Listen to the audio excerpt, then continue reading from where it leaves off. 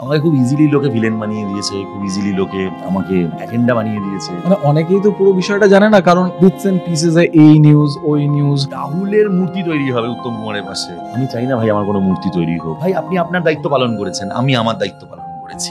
Mentally what were you going through, ওই সময় কি মনে হচ্ছিল? কি হয় জানো তো, দিনের শেষে কেউ প্রশ্ন করে নিয়ে আমাকে সেই প্রসেসে যে রাহুল রাতে তুই ঘুমোতে পারছিস, ওর ইউ ডিপ্রেসড? আমার অদ্ভুত সুন্দর চওড়া কপাল যে তিনটে ইস্যু অ্যাট সেম টাইম হয়ে গিয়েছিল। আজকে অ্যাজ আ ডিরেক্টর যখন তুমি কাজ করছো, you get paid enough to survive as a director? আমাদের এখানে রিকভারি মডেল খুব খারাপ অবস্থায় রয়েছে। তুমি যখন দেখছো একটা লোক তোমার পেছনে 1 কোটি টাকা লাগাচ্ছে, লাগিয়ে সে 10 লাখ 20 লাখ 12 লাখ টাকা নিয়ে বাড়ি ফিরছে, তাকে তুমি পরের ছবিতে কি করে বলবে যে গুরু আমাকে তুমি 2 কোটি টাকা দাও?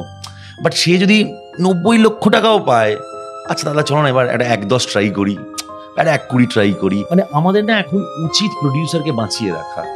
আর যদি ইন্ডাস্ট্রি সার্ভাইভ করে যায়, আজ থেকে 5 বছর পরে আমরাও যেই টাকাটা পাওয়া উচিত সেটা পাবো। আজকের দিনে দাঁড়িয়ে যেখানে টেকনোলজি এত ইভলভ করে গেছে, সেখানে এত ফর্মস অফ এন্টারটেইনমেন্ট, এত ফর্মস অফ মিডিয়া, সেইখানে দাঁড়িয়ে সিনেমার জায়গাটা কোথায়? সিনেমা পরিচালক বানায়, সিনেমা কেউ বানায় না। হ্যাঁ, বাদ বাকি সবাইকে দরকার লাগে, সবাইকে দরকার লাগে।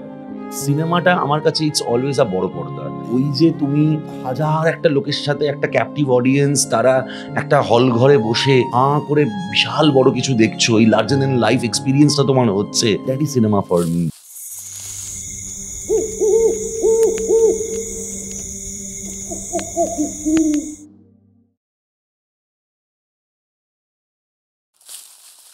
থ্যাংক ইউ রাহুল দা আসার জন্য। I was really excited for this conversation with you. তো আমার প্রথম প্রশ্ন হচ্ছে, why direction or why films?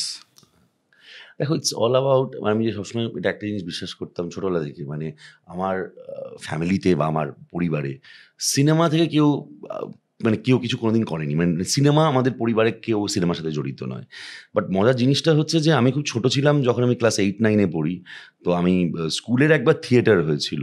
তো সেখানে আমি দায়িত্ব এসেছিল যে থিয়েটারের স্ক্রিপ্টটা লেখার। তো মানে এটা সাংঘাতিক আমি কাণ্ড ঘটিয়ে ফেলেছিলাম যে উইলিয়াম শেক্সপিয়ারের কমেডি অফ এরার্স বলে একটা গল্প আছে। তো সেটার একটা নিজের ভার্সন তৈরি করেছিলাম, এবং করার পর যা হয় স্কুলের থিয়েটার, যে ছেলেটির অভিনয় করার কথা ছিল সে শেষ মুহূর্তে আসে না, আমাকেই অভিনয় করতে হয়েছিল। আর পুরোটা শেষ হয়ে যখন ফাইনালি মানে প্রাইজ ডিস্ট্রিবিউশনের সময় আমরা ফার্স্ট হই, তো entire school was very excited ওই প্লেটা দেখে, ওই অ্যাক্টটা দেখে। এবং তারপর থেকে আমার একটা অদ্ভুত ইচ্ছে শুরু হয় নিজের ভেতর থেকে যে আমি এটা পারি করতে। এটা এটা এটা ন্যাচারালি আসে আমার, মানে আমার লেখাটা ন্যাচারালি আসে, আমাকে সেটার জন্য আলাদা করে এফর্ট দিতে হয় না। মানে এটা কখনো বুন, এটা কখনো কার্স, ডিপেন্ডস। সো সেই থেকেই আস্তে আস্তে আস্তে আস্তে আমি ভাবি যে চলো cinema cinema cinema cinema cinema. এবং করতে করতে করতে করতে কলকাতা ইন্ডাস্ট্রি যেরমভাবে আমাকে নিয়ে গেছে, যেরম রাস্তা দিয়ে আমি ট্রাভেল করিয়েছে আমাকে, আমি সেরমভাবেই আজকে এখানে এসে পৌঁছেছি। So this is how films is important for me. But হ্যাঁ, মানে অন দ্য সেম টাইম যদি সিনেমা না করতাম আমি বেকারই থাকতাম আমার মনে হয়, কারণ আমি অন্য কিছু করতে পারি না।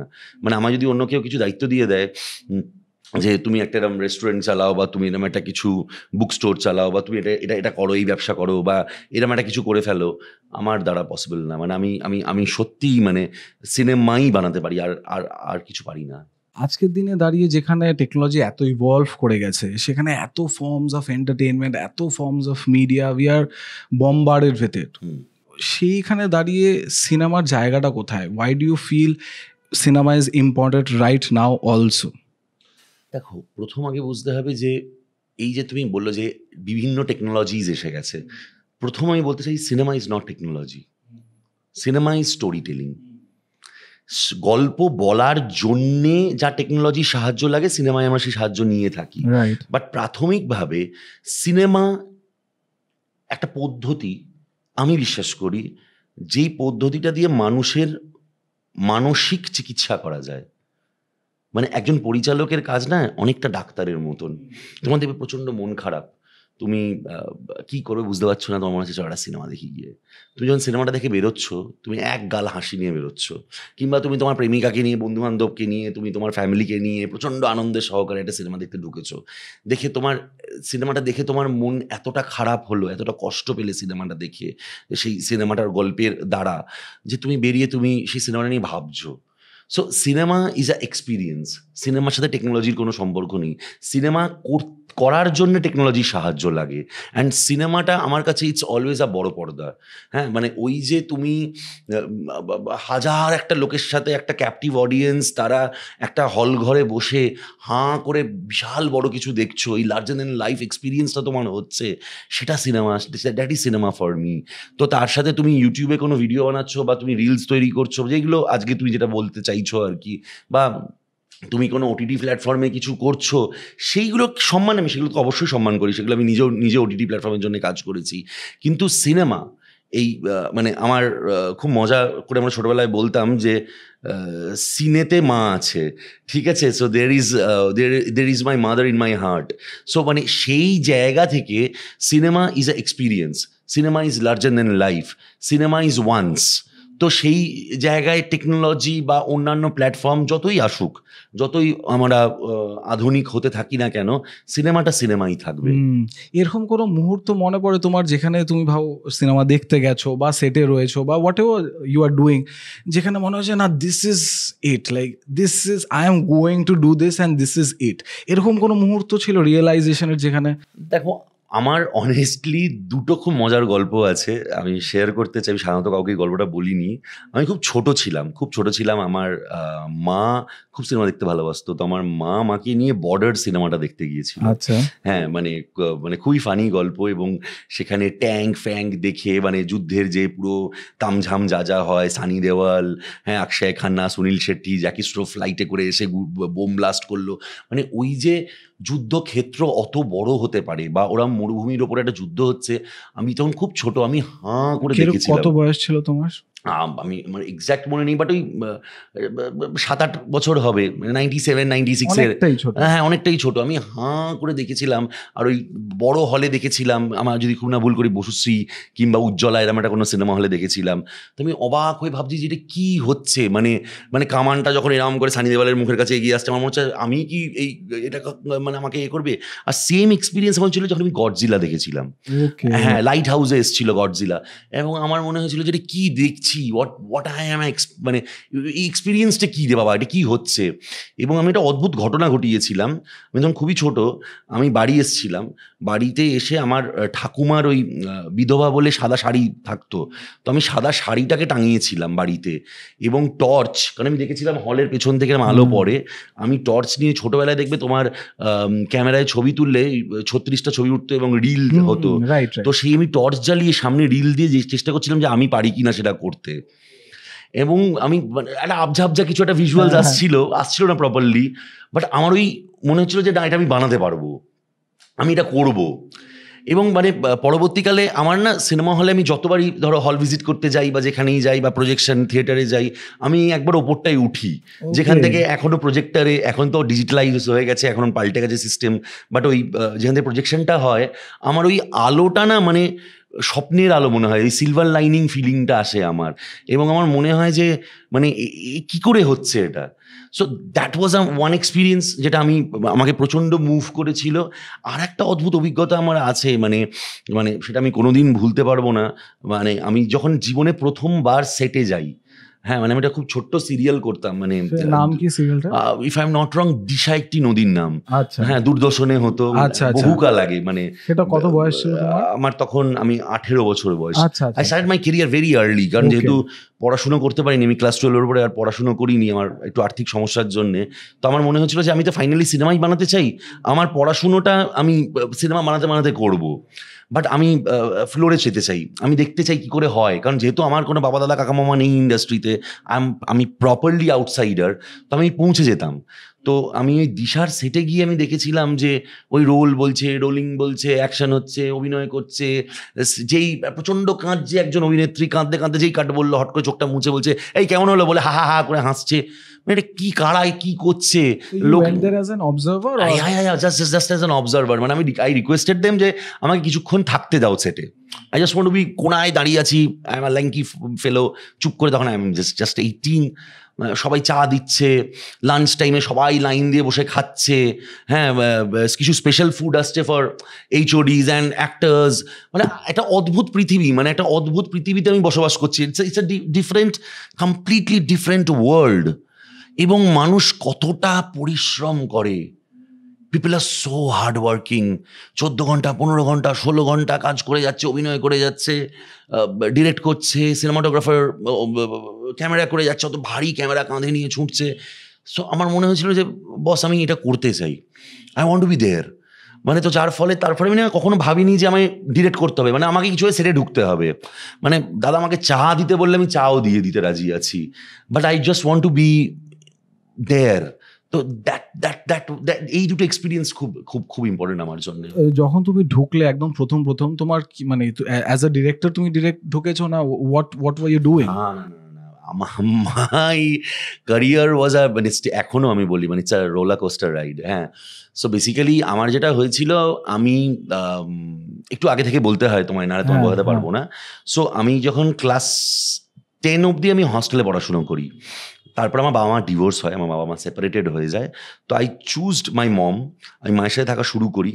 এবং আমাদের খুব আর্থিক সমস্যা ছিল, আমরা ঠাকুরপুকুরে একটা মানে তোমার এই স্টুডিওরও যদি হাফ করে দেওয়া যায় যেরকম একটা ঘর, ওরকম একটা ঘরে থাকতাম। তো মাকে বলতাম যে মা আমি সব সামলে নেবো, আমি সব ম্যানেজ করে নেবো। তো আমি রোজ ঠাকুরপুকুর থেকে টলিগঞ্জ হেঁটে আসতাম, এবং হেঁটে এসে ওই স্টুডিও পাড়ায় ঢুকতে দিত না, তখন নিয়ম ছিল 4টের আগে ঢুকতে দেবে না।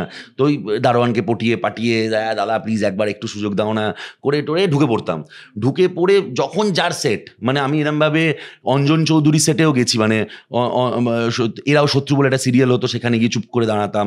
কিছু বন্ধু বান্ধব হয়ে গিয়েছিল, তাদের সাথে একটু সেটিং করে একটু রবি ওজার সেটে পৌঁছে যেতাম। তো তখন যারা যারা পরিচালকেরা কাজ করতো, হ্যাঁ তাদের সেটে পৌঁছে যাওয়ার চেষ্টা করতাম। পৌঁছে গিয়ে দেখতাম, চুপ করে হাঁ করে বসে বসে দেখতাম। এবং দেখতে দেখতে দেখতে দেখতে রাত্রিরে যখন ফিরতাম, তখন ওই সারাদিনে যেইটুকু টাকা আছে আর কি নিজের কাছে, ওই চা বিস্কুট খেয়ে চলতো। আর রাত্রিবেলা মায়ের জন্য ফুলুরির তরকারি, আর আমি শিওর তুমি ফুলুরি মানে জানো, এটা পকোড়ার মতন একটা বিষয় হয়, যেটা ডালনা মতন একটা তৈরি করে, আর তার সাথে মুড়ি। তো সেটা মাকে গিয়ে দিতাম, আর আমি ঢপ মারতাম, দারুণ খাইয়েছে শুটিংয়ে, প্রচুর খেয়েছি। এরকম করে প্রায় 3 মাস পর মানে হাসপাতালে ভর্তি হই, না খেয়ে। বাট ঈশ্বরের কৃপা, থ্যাঙ্কস টু ইউনিভার্স, যে আমি এই দিশা বলে শোটাতে অবজারভার হিসেবে ঢুকে পড়ি। কিছু মাস করতে করতে সেখান থেকে রবি ওজা স্যারের কাছে কাজ পেয়ে যাই। ওখানে I am still thankful to মন্দিরাদি, রত্নদীপদা, যারা তখন ছিলেন রবি ওজা স্যারের ওখানে, তারা আমাকে অবজারভার হিসেবে কাজের একটা সুযোগ দেয়। তো ওখানে আমি যা বলে আর কি 5 মাস খেটে দেওয়া যেটাকে বলে, করতে করতে দেওয়া যায় প্রোডাকশন ম্যানেজার কল পূর্ণেন্দুদা, এখনও উনি আছেন বোধ হয়, আমার সাথে যোগাযোগ নেই, তিনি আমার প্রথম 1200 টাকা দিয়েছিল। So that was my first remuneration as an observer, as an AD. Okay, as an AD. তো এই 1200 টাকাটা was, oh god, it's my first earning. তো আমি মাকে গিয়ে মানে মা আজকে চিকেন ভাত, হ্যাঁ, so that's the kick. আমি খেতে খুব ভালোবাসতাম, তো মানে ওই খাবারের কষ্ট কোনোদিন কাউকে দিইনি, কখনো নিজেও নিতে পছন্দ করি না, and I am very particular about my food. So তারপর সেখান থেকে আমার জার্নি শুরু হয়। তারপরে অ্যাক্রোপলিসের সাথে একটা সিরিয়ালে এডির কাজ করি, দূরদর্শনে 2-3টে সিরিয়ালের এডির কাজ করি। করতে ফার্স্ট লীনাদিরা, মানে শৈবালদা লীনাদিরা আমাকে প্রপার কাজ দেওয়া শুরু করে as a chief assistant director, chief AD, episode director. আচ্ছা যা এই সিনটা তুই শ্যুট কর, ইন সিরিয়াল। করতে কি মাথায় হয় আমি জানি না, আমার মনে হয় আমি সিনেমা বানাতে পারবো। অ্যান্ড কেলেঙ্কারি কাণ্ড করে ফেলি আমি রাজকুমার রাওকে অ্যাপ্রোচ করি, এবং আমার প্রথম সিনেমা, এটা অনেকে জানে না, সেটা হচ্ছে সায়রা বানু, যেটা আমি রাজকুমার রাওয়ের সাথে বানাই অ্যাজ এ ডিরেক্টর। আচ্ছা। এবং তখন রাজকুমার যাদব ছিল, রাও ছিল না ওর নাম। তখন কায়পোচে সদ্য রিলিজ করেছে। এটা কোন বছর? এটা হচ্ছে 2012 এন্ড, আমার তখন 22 বছর বয়স, আই ওয়াজ 22। তো সিনেমাটা ফাইনালি 4 দিন বাকি থাকে, যেই সময় সিনেমাটা শেলফড হয়ে যায়, সিনেমাটা রিলিজড হয় না। কারণ সেটা কি কলকাতা বেস প্রজেক্ট? হ্যাঁ, it's a Bengali film, it's a proper Bengali film. And সেইখানে প্রডিউসারে কিছু নানা রকম ফিনান্সিয়াল ক্রাইসিস হয়, নানা রকম অসুবিধা হয়, তো ফাইনালি সিনেমাটা হয় না। এবং তারপর আমি বহু বছর সার্ভাইভ করার জন্যে ইপির কাজ করি, ক্রিয়েটিভ প্রডিউসারের কাজ করি। করতে ফাইনালি মানে অদ্ভুতভাবে যখন সবার সময় খারাপ যায়, কোভিডের সময়, ঈশ্বর আমার দিকে তাকায়, হ্যাঁ। সো জাস্ট কিশমিশের আমি অফার পাই। তো এই জার্নিটা আমাদেরকে একটু নিয়ে যাও যে মানে it is very difficult for any person who wants to be a director যে একটা মেজর স্টুডিওর সাথে একটা ডিল ব্রেক করা। তো দেবদার সাথে তোমার পরিচয় কিভাবে হলো ওই সময়টা, মানে কিভাবে তুমি ক্র্যাক করলে এই প্রজেক্টটা? দেখো আগেন আমি না মানে এখানে না নিজের কোনো আমার কৃতিত্ব নেই, মানে আমি কোনো ক্র্যাক করিনি। আচ্ছা, হ্যাঁ, সো দেবদার সাথে আমি একটা সিনেমায় ইপির কাজ করেছিলাম। কোন সিনেমা সেটা? সিনেমাটার নাম ধূমকেতু, রিলিজ করেনি সিনেমাটা ফাইনালি। হ্যাঁ, তো ওখানে দেবদা হিরো ছিল, কৌশিক গাঙ্গুলির ছবি ছিল, আমি ওখানে ইপির কাজ করেছিলাম। তো ওখানে সময় দেবদার সাথে আমার হাই হ্যালো ছিল, দেবদা চিনতই সেটা এক্সিস্ট করে। এবং পরবর্তীকালে রাজাচন্দ্র একটা বিজ্ঞাপন শ্যুট করেছিল ব্যাংককে, মিঠি বলে একটা জুস কোম্পানির, সেটাতে দেবদা ব্র্যান্ড অ্যাম্বাসাডার ছিল। সেখানে আবার দেবদার সাথে আলাপ হয়। আচ্ছা, সেখানেও তুমি ইপির কাজই করছো? সেখানে আমি ইপির কাজই করেছি। এবং বহু কাল কেটে যায়, বহু সময় কেটে যায়, তারপরে আর দেবদার সাথে আমার কোনো যোগাযোগ ছিল না, আমার ভদ্রলোকের নাম্বারও ছিল না আমার কাছে। তো সাডেনলি আমি তখন বম্বে আপ ডাউন করছি, আমি বম্বের জন্য একটা গোস্ট রাইটিংয়ের কাজ করছিলাম। তো তখন আমি ওই রাত্রিবেলা ফিরছিলাম বম্বে থেকে, রাত্রিবেলা সস্তার ফ্লাইটের টিকিট হয় যেটাতে মানে গরু ছাগল মানুষ সব ওঠে, তো সেটা করেই ফিরছিলাম। তো খরাসদা আমাকে ফোন করে বারে বারে, কারণ দেখছি প্রায় 12-13টা মিস কল। তাই কি হলো, সাডেনলি ফোন করে, খরাসদা, হ্যাঁ এই তোকে একজন প্রডিউসারের সাথে কথা বলেছি না, কথা বল। হ্যাঁ দাদা হ্যালো। তো বলে আমি দেব বলছি। সো আই সেড কে দেব? আমি রাত্রিবেলা 1:30টার সময় থরি সুপারস্টার দেব আমার সাথে ফোনে কথা বলবে? তো উনিও প্রচন্ড মজার মানুষ বলে, আমি দীপক অধিকারী এমপি অভিনয় করি। আরে দাদা সরি, মানে দেবদা প্রায় হাত থেকে ফোন পড়ে যাবে এরকম অবস্থা। আমি তখন লাগেজ ফাগেজ নিচ্ছি ওই রিং কিউয়ে। তো বলে যে তোমার এই গল্পটা খুব ভালো লেগেছে, তুমি খরাসদাকে প্রায় 2-3 বছর আগে শুনিয়েছিলে। আচ্ছা। তো খরাসদা, আমরা ওই হবুচন্দ্র রাজা গৌচন্দ্র মন্ত্রী শুটিং করছি, তো আমি হায়দ্রাবাদে আছি, আমি সামনের সপ্তাহে কলকাতায় আসবো, তো তুমি এসে আমার গল্পটা শুনিও। I said fantastic. আমি তো পরের দিন 4 পাতার মেসেজ খরচদাকে, thank you, I love you খরচদা, was very happy, very excited. বাড়িতে সবাইকে বললাম যে আমি একটা মনে হয় একটা ছবি, একটা টাচউড বোধ হয় একটা।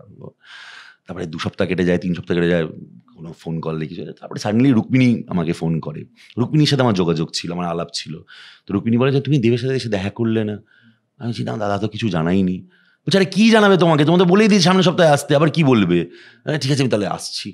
আমি পৌঁছে যাই, and we just had 3 meetings. প্রথম মিটিংয়ে গিয়ে আমি গল্প শোনাই, দ্বিতীয় মিটিংয়ে আমি ফার্স্ট হাফ শোনাই, এবং ফার্স্ট হাফ শুনে সেদিকে কিছু কাজ নিয়ে ব্যস্ত ছিল দেবদা, কিছু পলিটিক্যাল কাজেও আমার ধারণা একটু পিসড অফ ছিল। তো ফার্স্ট হাফটা আমার শেষ হচ্ছে, বলছে ঠিক আছে যাও তুমি, পরে ফোন করে নেবো। I was, oh God, বাজে লিখেছি, কিচ্ছু হলো না। সো আমি সাউথ সিটি কমপ্লেক্স থেকে বেরিয়ে আমি আমার বন্ধু বান্ধব যারা আছে, ভাই মানে হাগ দিয়াবে কুছ নেই হুয়া মেরে সে, আমি বাড়ি চলে আসি। প্রায় 1 সপ্তাহ পরে দেবদা আমায় টেক্সট করে যে কাল এসো, স্ক্রিপ্টটা আবার শুরু থেকে শুনবো। আচ্ছা, আমি ভাবছি যে কিছু কারেকশন করবো, কিছু চেঞ্জ করবো, কি মনে হয় না, যা হবে দেখা যাবে। বলে সেদিকে আমি মন দিয়ে শুনিনি, তুমি আর একবার পুরোটা শোনাও আমাকে। আর সেদিকে সবাই, the entire team was there, Rukmini was there, Sayantan was there, production যারা করে। আর দেবদার ওটা খুব সুন্দর, মানে দেবদার হাউস না ঠিক ওই স্টুডিও কর্পোরেট না, it's like a family. Okay, it's like a family, সবাই একসাথে চলো বসে গল্প শুনি। If everyone likes your film is on. Okay. So আমি যখন ফার্স্ট হাফ শেষ করি, everyone was clapping, আরে দারুণ হয়েছে, হেভি লাগছে, তো জোশ চলে আসে। সেকেন্ড হাফও আমি ফুল এনার্জি দিয়ে শোনাই, অ্যান্ড তারপরে সবাই বেরিয়ে যায় ঘর থেকে, দেবদাও বেরিয়ে যায়, they had a discussion, I don't know. 10 minute পর দেবদা এসে বলে যে পাশের ঘরে সায়ন্তন রয়েছে, you sign the agreement. Sayantan is the associate producer of Dev Entertainment Ventures. তো বলে যে সায়ন্তন আছে পাশের ঘরে, তুমি গিয়ে অ্যাকাউন্টসে তোমার ডিটেলটা দিয়ে দাও আর তুমি এগ্রিমেন্টটা সাইন করে নাও। অ্যান্ড আই ওয়াজ যে মানে দাদা আমি করছি ছবিটা, মানে কি করছিলাম এতক্ষণ ধরে, আমরা 3 ঘন্টা ধরে কি করছিলাম? অফকোর্স আমরা ছবিটা করছি। তো আমি সায়ন্তনের কাছে যাই, যে Sayantan said that we loved your script bro, you're on, sign it, let's do it. And luckily এটা আমি যদি খুব না ভুল করি ডিসেম্বর মাসের ঘটনা, 2019 সালে, অ্যান্ড মার্চে কোভিড হয়। আমি শুধু দেবদাকে ফোন করতাম, but he was so sweet, he use to say that পৃথিবী যদি নর্মাল হয়ে যায়, আমাদের যদি আবার মাস্ক খুলে আমরা যদি রাস্তায় হাঁটতে পারি, কিশমিশ হবে। আর যদি আমরা সবাই মরে যাই, প্যান্ডামিকে যা অবস্থা, তাহলে তো ভাই তুইও মরে যাবি, আমিও মরে যাব, হবে না। সো আমি গোটা কোভিডের সময় আমি রোজ বাড়িতে বসে বসে স্ক্রিপ্টটা পড়তাম, প্রেপ করতাম, নিজের মতন করে নিজেকে তৈরি করতাম, কারণ ওই হোপটা ছিল যে হবে হবে হবে হবে হবে হবে হবে। অ্যান্ড ফাইনালি 2021 সালে আমরা যখন ফাইনালি শ্যুট করতে পারি, and he is very particular about things. মানে ও আমায় জাস্ট ফোন করে দেবদা বলে যে দেখ, you the captain of the ship, তোর প্রথম ছবি মানছি, but you the captain of the ship. Cinema hit করলে আমার সিনেমা, ফ্লপ করলে তোর সিনেমা। হিট করলে দেবদা সিনেমা হিট করেছে, ফ্লপ করলে কিন্তু রাহুল ইয়র ফ্লপ। সো তুই তোর মতন টিম সাজা। মধুরা তখন নতুন, নীল তখন নতুন, আমার যে এডিটার ছিল অমিত তখন নতুন, বাবলুদা আমার যে আর্ট ডিরেক্টর ছিল সে তখন নতুন। আমি দেবদাকে একটা নতুন লোকজনের লিস্ট মানে হাতে ধরিয়ে দিই, কারা এরা। অ্যান্ড নীল মানে নীলকে দেবদা আমায় সাজেস্ট করে, আর নীলের সাথে আমার অদ্ভুত মজা করে আলাপও হয়। নীলকে একটা গানের জন্য আমি অফার করি, ও এমন সুন্দর 4টে গান শোনায় যে 4টেই লক হয়ে যায়। অ্যান্ড গ্র্যাজুয়ালি রেস্ট তো সবাই জানে। মানে সো মধুরাদির সাথে যখন তোমার পরিচয় হলো, তো সেটা মানে আগের থেকে পরিচয় ছিল as a cinematographer? Did you work with her previously? তো তোমার কি ভালো লেগেছে যে you chose her as a cinematographer? দেখো, মধুরার সাথে আমার আলাপটা না আগেই নিচ্ছে সিনেমা। সো মধুরার ফেসবুকে মধুরা একটা ছবি দিয়েছিল, একটা ছবিটা আছে এখন ওর ফেসবুক, আই এম শিওর, যে একটা অটোর ভেতরেও বম্বেতে ছিল। সো বৃষ্টি, ইট ওয়াজ রেনিং, আর অটোর ভেতরে বসেও একটা ছবি তুলেছিল সিটিস্কেপের, হ্যাঁ, মানে একটা শহরের। তো ওয়াটার ড্রিপস ছিল, লাইট কন্ডিশনস খুব মানে মজার ছিল। ছবিটা দেখে মনে হচ্ছিল এই সাবাস দারুণ তুলেছো তুমি, এটা কি? So I just wrote that, Madhura hi, আমি রাহুল, সো আমি আপনার সাথে কাজ করতে চাই। সো মধুরা বলেছিল আমি বম্বেতে আছি, কখনো কলকাতায় গেলে উইল লেট ইউ নো। বহু সময় কেটে যায়, তারপরে আমি কোনো কাজ পাচ্ছিলাম না, তাই খুব রেগে গিয়ে আমি একটা সিনেমা বানিয়েছিলাম নিজে কষ্ট করে। সিনেমাটার নাম আমিও আমার মাধুরী। ফাইনালি সেটা হইচইয়ে সামনের বছর রিলিজ করবে। হইচই, ইটস এ 90 minutes ফিল্ম। ওকে, হ্যাঁ, আর আমরা 4 দিনে শুট করেছিলাম। ওকে, এন্ড তোমাদের মতন 3-4 জনের একটা ইউনিট ছিল। সো মধুরাকে আমি বলেছিলাম যে Madhura, I don't have money, so but I have a script, if you like it let's do it. So আমায় বলেছিল যে ঠিক আছে, আমাকে এসে শোনান আপনি, তো if I like it will do it. The moment I finish narration, আপনি থেকে বলছে আরে ভাই এটা কি লিখেছিস তুই ভাই, করছি আমরা সিনেমাটা। অ্যান্ড দেন এটা কোন বছরে ছিল?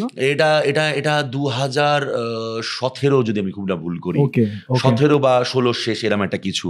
অ্যান্ড মধুরা আর আমি মিলে ওই পুরো 4টে দিন আর টানা শ্যুট করিনি, মানে যেহেতু আমাদের কাছে লাইট ছিল না, থার্মোকল বাল্ব এই ন্যাচারাল লাইট দিয়ে বেশিরভাগ। এবং আমরা ওয়েট করেছি দুর্গাপুজোর সময় শহরে শ্যুট করবো, কারণ লাইট থাকে।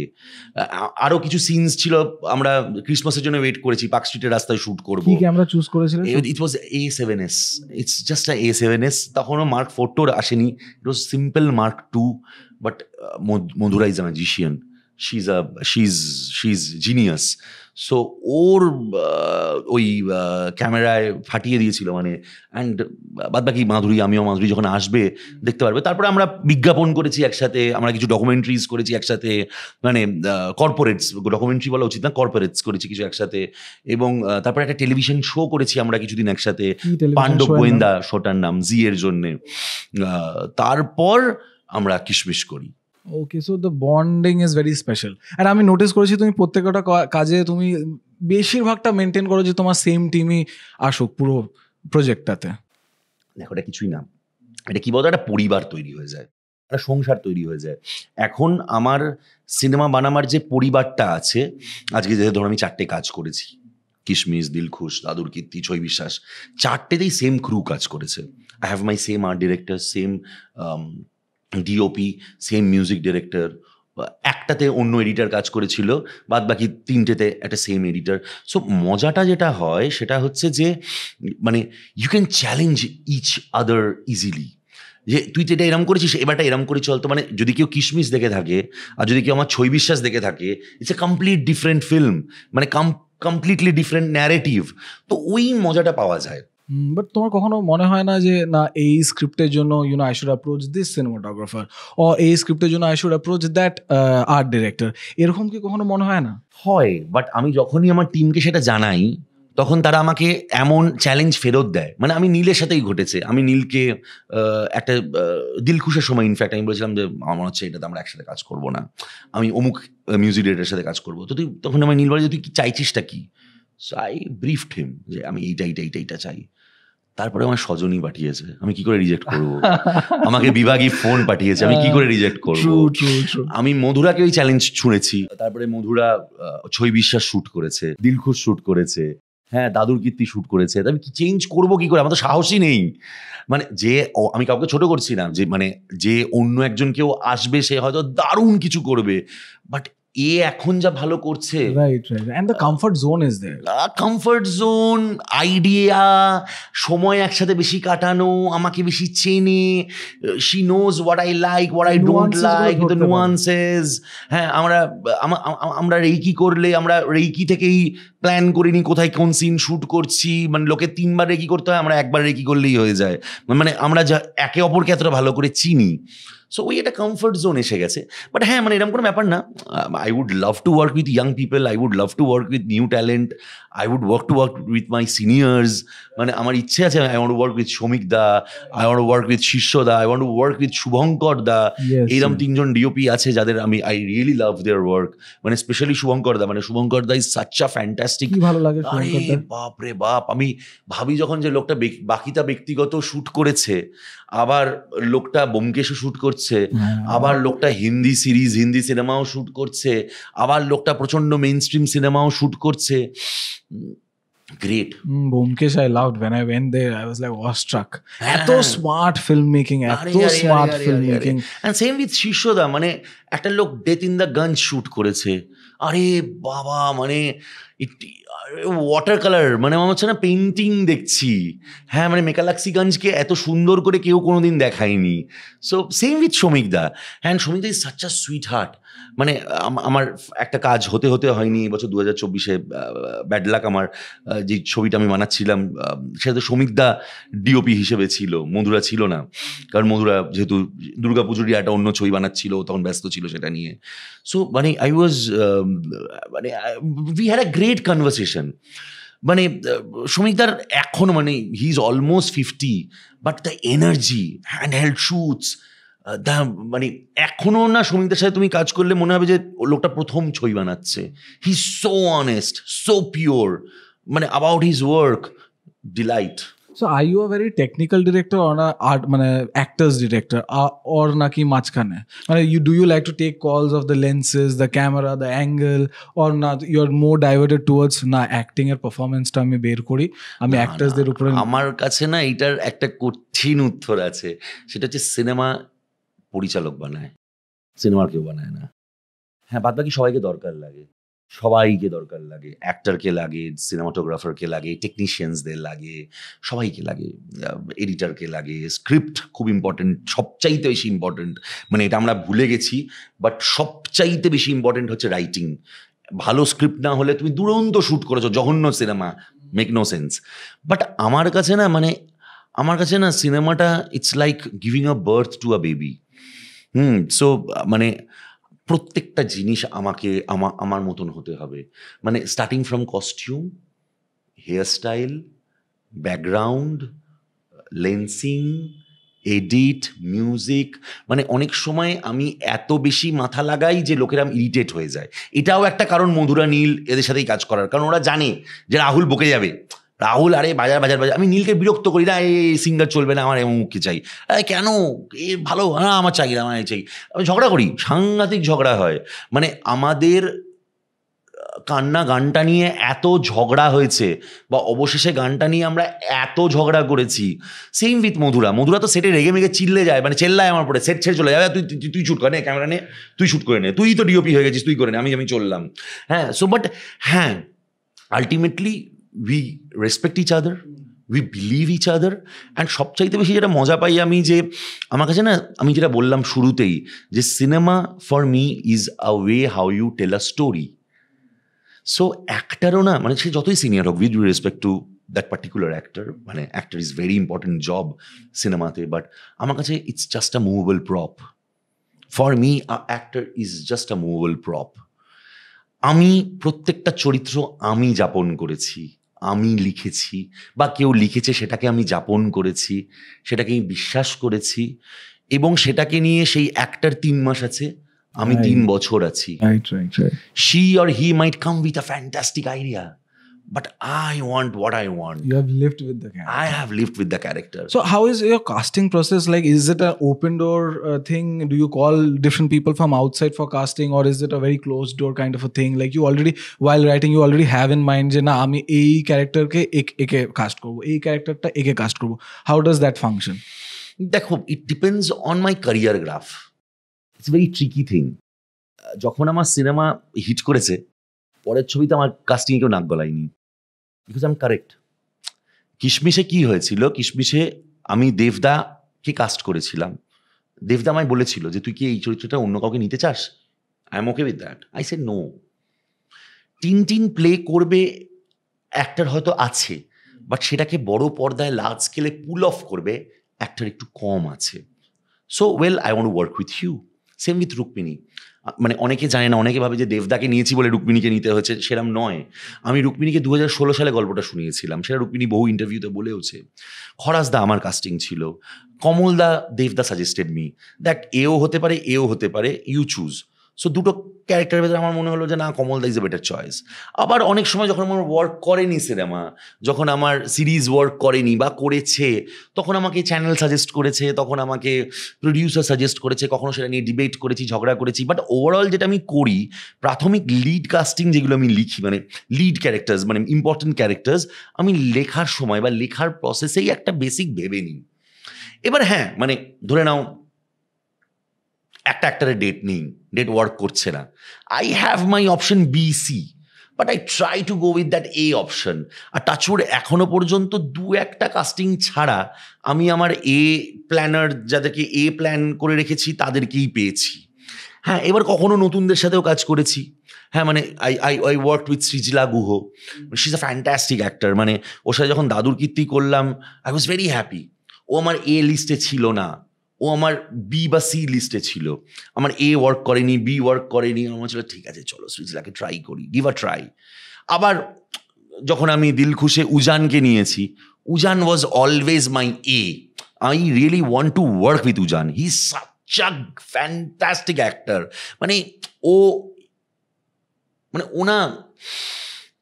একদমই fine actor, he is fantastic. তো আমার প্ল্যানই ছিল যে আমি এই বোধি চরিত্রটার জন্য উজানকেই কাস্ট করতে চাই। He did a wonderful job. Thank you. Wonderful job. সেম যখন আমি ঐশ্বর্যকে কাস্ট করি, আমার কাছে বিষয়টা ছিল যে মানে আমার ওই চরিত্রটার জন্য না একটা মেয়ে দরকার যে খুব ফটফট করে ইংরেজি বলতে পারবে। হ্যাঁ, আর ঐশ্বর্যের সাথে আমি টেলিভিশন করেছি, আমি ওকে চিনতাম ব্যক্তিগতভাবে। তো আমি ও সল্টলেকে বড় হয়েছে, ও সল্টলেকে থাকে, ওর ওই ফ্রেন্ড সার্কেলটা আছে যারা ওই সেলফি টরমে তুলতে পারে, যারা ওই আজকের লিঙ্গতে কথা বলতে পারে। হ্যাঁ, and on the same time আমি যখন ওকে মিট করি, ওর সাথে বসি স্ক্রিপ্টটা নিয়ে, প্রোডাকশন হাউস বলেছিল আরও কিছু অপশান দেখতে পারি, আমরা দেখেও ছিলাম। বাট যখন ঐশ্বর্য শর্টলিস্টেড হয়, আমি বলেছিলাম যে can I colour your hair? And she said that as you wish. ওটা অ্যাকচুয়াল গ্রিন কালার তুমি করেছো? অ্যাকচুয়ালি আমি নিজে গিয়েছিলাম পার্লারে, নিয়ন ছিল না, নিয়ন গ্রিন। এন্ড আমার মনে আছে শ্রীকান্দা called me up and said এটা কি করেছিস, বাংলা সিনেমার হিরোইন চুল সবুজ, হ্যালো। আই সেড শ্রীকান্দা ট্রাস্ট মি হয়ে যাবে। অ্যান্ড বিউটিফুলি, মানে ও খুব সুন্দর করে একটা হ্যান্ডেলও করেছিল। অ্যান্ড যারা দেখেছে দিলখুশ, তারা I am sure they love the character. তারপরে আমি ওর কাছে একটা ফোন কল পেয়েছিলাম, I was very happy. She was nominated as বহু মানে ফিল্মফেয়ারে, বিজিএফএতে, মানে ওই মানে প্রথমবার যেটা একটা নমিনেশন হয়, একটা যে ডেবিউট্যান্ট, ওই ডেবিউট্যান্ট অ্যাক্টরের জন্য শি গট নমিনেটেড।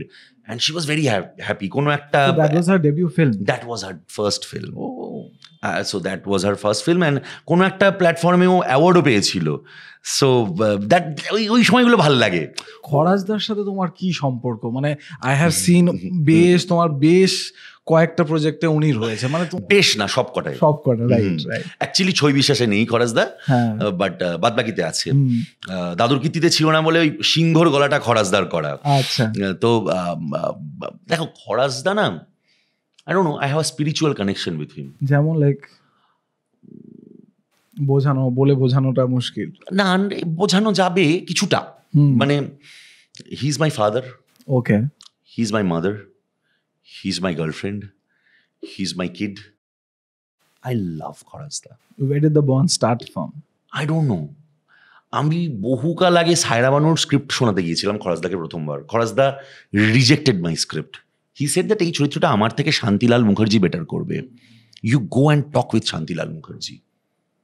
আর আমার সেদিনকে মনে হয়েছিল হি ইজ আ অনেস্ট গাই।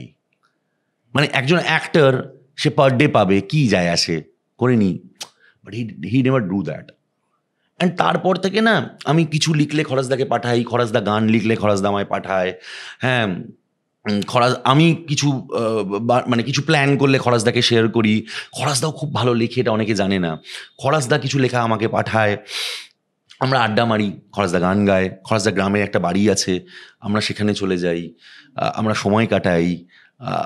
খরাজদা ভালোবাসে একটা কানেকশন, মানে একটা হেভেনলি কানেকশন আছে, একটা স্পিরিচুয়াল কানেকশন আছে, একটা কসমিক কানেকশন আছে। আমি জানি না, আই ডোন্ট নো, আমি জানি না এই সম্পর্কটা কী নাম দেওয়া যেতে পারে, but we love each other. মানে সত্যি আজকে I am thankful to God যে খরাজদা না থাকলে আমি পরিচালক হতে পারতাম না। মানে খরাজদা যদি না আমার জীবনে আসতো, আমার ডিরেক্টর হওয়া হতো না। আমি হয়তো হতাম, বাট প্রথম ছবি কিশমিশ হতো না, বা আমার জার্নিটা ইজিয়ার হতো না। সো মানে খরাজদা is very important in my life. And খরাজদার সাথে না আমার সিনেমার বাইরেও একটা সম্পর্ক আছে, সিনেমার বাইরেও একটা পৃথিবী আছে। আমাদের বাড়ি খুব কাছে, খরাজদার হাজরা রোডে থাকে, আর আমি ভবানীপুর কালীঘাটে ওই জায়গাটা থাকি। তো আমি মানে চলে যাই খরাজদার বাড়ি। হ্যাঁ, মানে বৌদি জানে রাহুল এসছে, খরাজদার ছেলে, বৌমা, ওরা আমার ফ্যামিলির মতন। মাঝখানে অসুস্থ হয়েছিল, একটু দুষ্টুমি করছিল খরাজদা, বিভিন্ন রকম বকাবকিও করেছি, যাই এখন একদম সিগারেট খাবে না, একদম এই করবে না, ওই করবে না, সেই করবে না। He is my family. তো কিসমিস একটা স্টুডিও ফিল্ম, তো স্টুডিও ফিল্ম করতে গেলে আমরা শুনেছি যে প্রচুর বাধা আসে, বা you are restricted in a lot of ways. তো দেবদার হাউস থেকে সেরকম কোনো রেস্ট্রিকশনস ছিল? No, you are given the complete freedom at all. প্রথম তোমার একটা কথা বলি, এটা শুনতে হয়তো একটু খারাপ লাগবে, বাট DEV মানে দেব এন্টারটেনমেন্ট ভেঞ্চার্স স্টুডিও নয়। ওরা না দ্য ফ্যামিলি। আমরা একসাথে ক্রিকেট খেলি, আমরা একসাথে আড্ডা মারি, আমরা সিনেমা নিয়ে ডিসকাস করি। অন্য কোনো পরিচালক যখন সিনেমা বানায়, আমার যদি কিছু সাজেশন থাকে, আমি মুখ ফুটে বলে দিতে পারি। বা অন্য কোনো পরিচালকের যদি কোনো বক্তব্য থাকে যে রাহুল এটা লিখেছিস, ভালো লিখেছিস, এটা একটু এরকম হতে পারে, তার অধিকার আছে ওটা বলার। সো ইচ্ছা আমরা না মজা করে বলি যে দেবদার অফিসটা ক্লাব ঘর। ওকে, আমরা গিয়ে আড্ডা মারি এবং তার ভেতরে ভালো ছবি তৈরি হয়। এবং দেবদা ওটা মেনটেন করে। দেবদার খুব অল্প স্টাফ আছে, 4-5 জন আছে, রুদ্র, সায়ন্তন, সৌমজিৎ। আমাদের যে দাদাটা চা দেয়, সেও অভিনয় করতে চায়, মানে সেও পার্টিসিপেট করে। রুক্মিণী, কাকু কাকিমা, দেবদার বাবা মা, বোন, রুক্মিণীর মা, সবাই একসাথে। We all are like a family. মানে এবং যে পরিচালক ওখানে কাজ করে, মানে সে অজান্তেই দেব এন্টারটেনমেন্ট ভেঞ্চার্সের মানে সদস্য হয়ে যায়। এবং এই যে বললাম, দেবদা শুরুতেই বলে দিয়েছিল যে ভাই সিনেমা হিট হলে আমার সিনেমা হিট হয়েছে, ফ্লপ হলে কিন্তু তোর। সো এই রেসপন্সিবিলিটিটা চলে আসে। যে প্রোডাকশন করে লালুদা, প্রীতম দা, তো প্রীতম চৌধুরী, সে মানে it's is like a family. তো আমাদের কাছে না ওই সিনেমাটা আমরা ওইভাবেই বানাই আর কি। মানে এরম নয় যে কিশমিশ প্রচণ্ড বড় বাজেটের cinema, it's not like that. But হ্যাঁ, মানে আমরা ওই একে অপরের জন্য লড়ি, খাটি, সারা রাত্রির ধরে এডিট চলছে, ওই একটা বন্ডিং আছে। কতদিনের শ্যুট ছিল শিডিউল? খুব অল্প কদিন, 16 দিনে শ্যুট করেছি আমরা, including the outside entire film was shot in 16 days। ওকে, তো এত কম দিনে যে আমাদের এখানে শ্যুট হয়, মানে ইনফ্যাক্ট 10 দিন, 12 দিন, 13 দিন, 16 দিন, এই যে শুটিংটা হয়, তোমার মতে doesn't it become very mechanical after point of time? Because এত মানে ফুটেজেস তুলতে হয়, এত কভারেজ করতে হয়, এত শর্ট টাইম অফ স্প্যানে।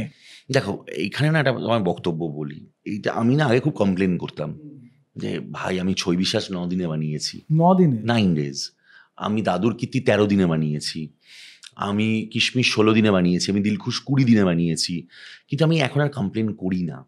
কারণ প্রবলেমটা হচ্ছে, প্রথম 2-3টে না আমাদের জিনিসটাকে বুঝতে হবে। এটা ইয়াংস্টারদেরও বোঝাটা খুব ইম্পর্টেন্ট, যে আমাদের industry is a regional industry. আমাদের এখানে রিকভারি মডেল খুব খারাপ অবস্থায় রয়েছে। অ্যাকচুয়ালি কিন্তু আমাদের ইন্ডাস্ট্রি ধুঁকছে। এই বাস্তবটা আমাদের মেনে নিতে হবে। কি হচ্ছে আমাদের ইন্ডাস্ট্রি মানে ধুঁকছে, ইন দ্য সেন্স আমি বলতে চাইছি যে মানে আমাদের অবস্থা খুব খারাপ, মানে আমাদের সার্ভাইভ করাটা এখন চ্যালেঞ্জে এসে দাঁড়িয়েছে, কারণ সিনেমা তো রিকভারি করছে না। তোমার রিকভারি মডেলটা তো আমাদের খুব ছোট। কোনো স্যাটেলাইট চ্যানেল যদি সিনেমা কেনে, যদি কোনো একটা সিনেমা বক্স অফিসে ওয়ার্ক করে যায়, এত নাম্বারস অফ হলস কম, যদি কোনো গান হিট হয়ে যায়, কেউ যদি কোনো গান কিনে নেয় বা কোনো ওটিটি রাইটস যদি বিক্রি করতে পারে, সেটা মিলিয়ে যে টাকাটা আসে, যে অঙ্কটা আসে, তার নিচে তো তোমার সিনেমাটা বানাতে হবে। ট্রু। এরম তো নয় যে কেউ একটা 10 কোটি টাকা দিয়ে সিনেমা বানিয়েছে, সে 2 কোটি টাকা কামালো, সে কেন বানাবে সিনেমা? আমরা তো প্রডিউসার হারাবো। আমরা এই ভুলটা করতে পারি না।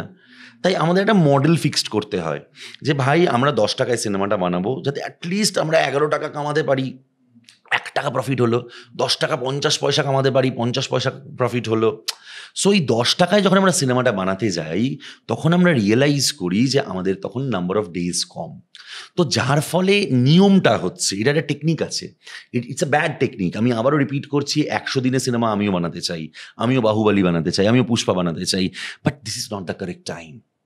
এখন আমাদের ইন্ডাস্ট্রিকে বাঁচিয়ে রাখতে হবে, এবং সেইটা করার জন্যে আমাদের প্রি প্রোডাকশন লেভেল থেকে খুব বুদ্ধিমান হতে হবে। যখন তুমি লিখছো, মন খুলে লেখো, উজাড় করে লেখো, তারপর জুগাড় শুরু করো। দ্য ওয়ার্ড ইজ জুগাড়। একজন পরিচালককে না প্রোডাকশনটা জানাটা খুব ইম্পর্টেন্ট। মানে সে একেবারে আমি কোনো ইনস্টিটিউটকে ছোট করছি না, বাট সে একদম ইনস্টিটিউট পাস আউট, তার ভেতরে একটা গদার থ্রুফো আছে, সে ভাবছে আরে বাস আমি এটা তো সঞ্জয় লীলা বানসালি বানাবো। হবে না বস, বি প্র্যাকটিক্যাল। তো যেহেতু বাজেট কম, সেখানে আমি দেখেছি প্রি প্রোডাকশন করার জন্য যে সময়টা, সেখানে তো technicians are not paid and the days are very limited.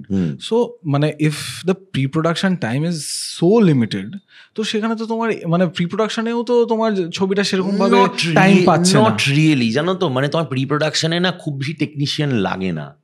তোমার অ্যাকচুয়ালি কাকে লাগে? তোমার ডিরেক্টোরিয়াল টিমকে লাগে, তোমার ডিওপিকে লাগে, তোমার আর্ট ডিরেক্টরকে লাগে, তোমার কস্টিউম ডিজাইনারকে লাগে। Are this people paid for the pre production phase? No, that is very sad.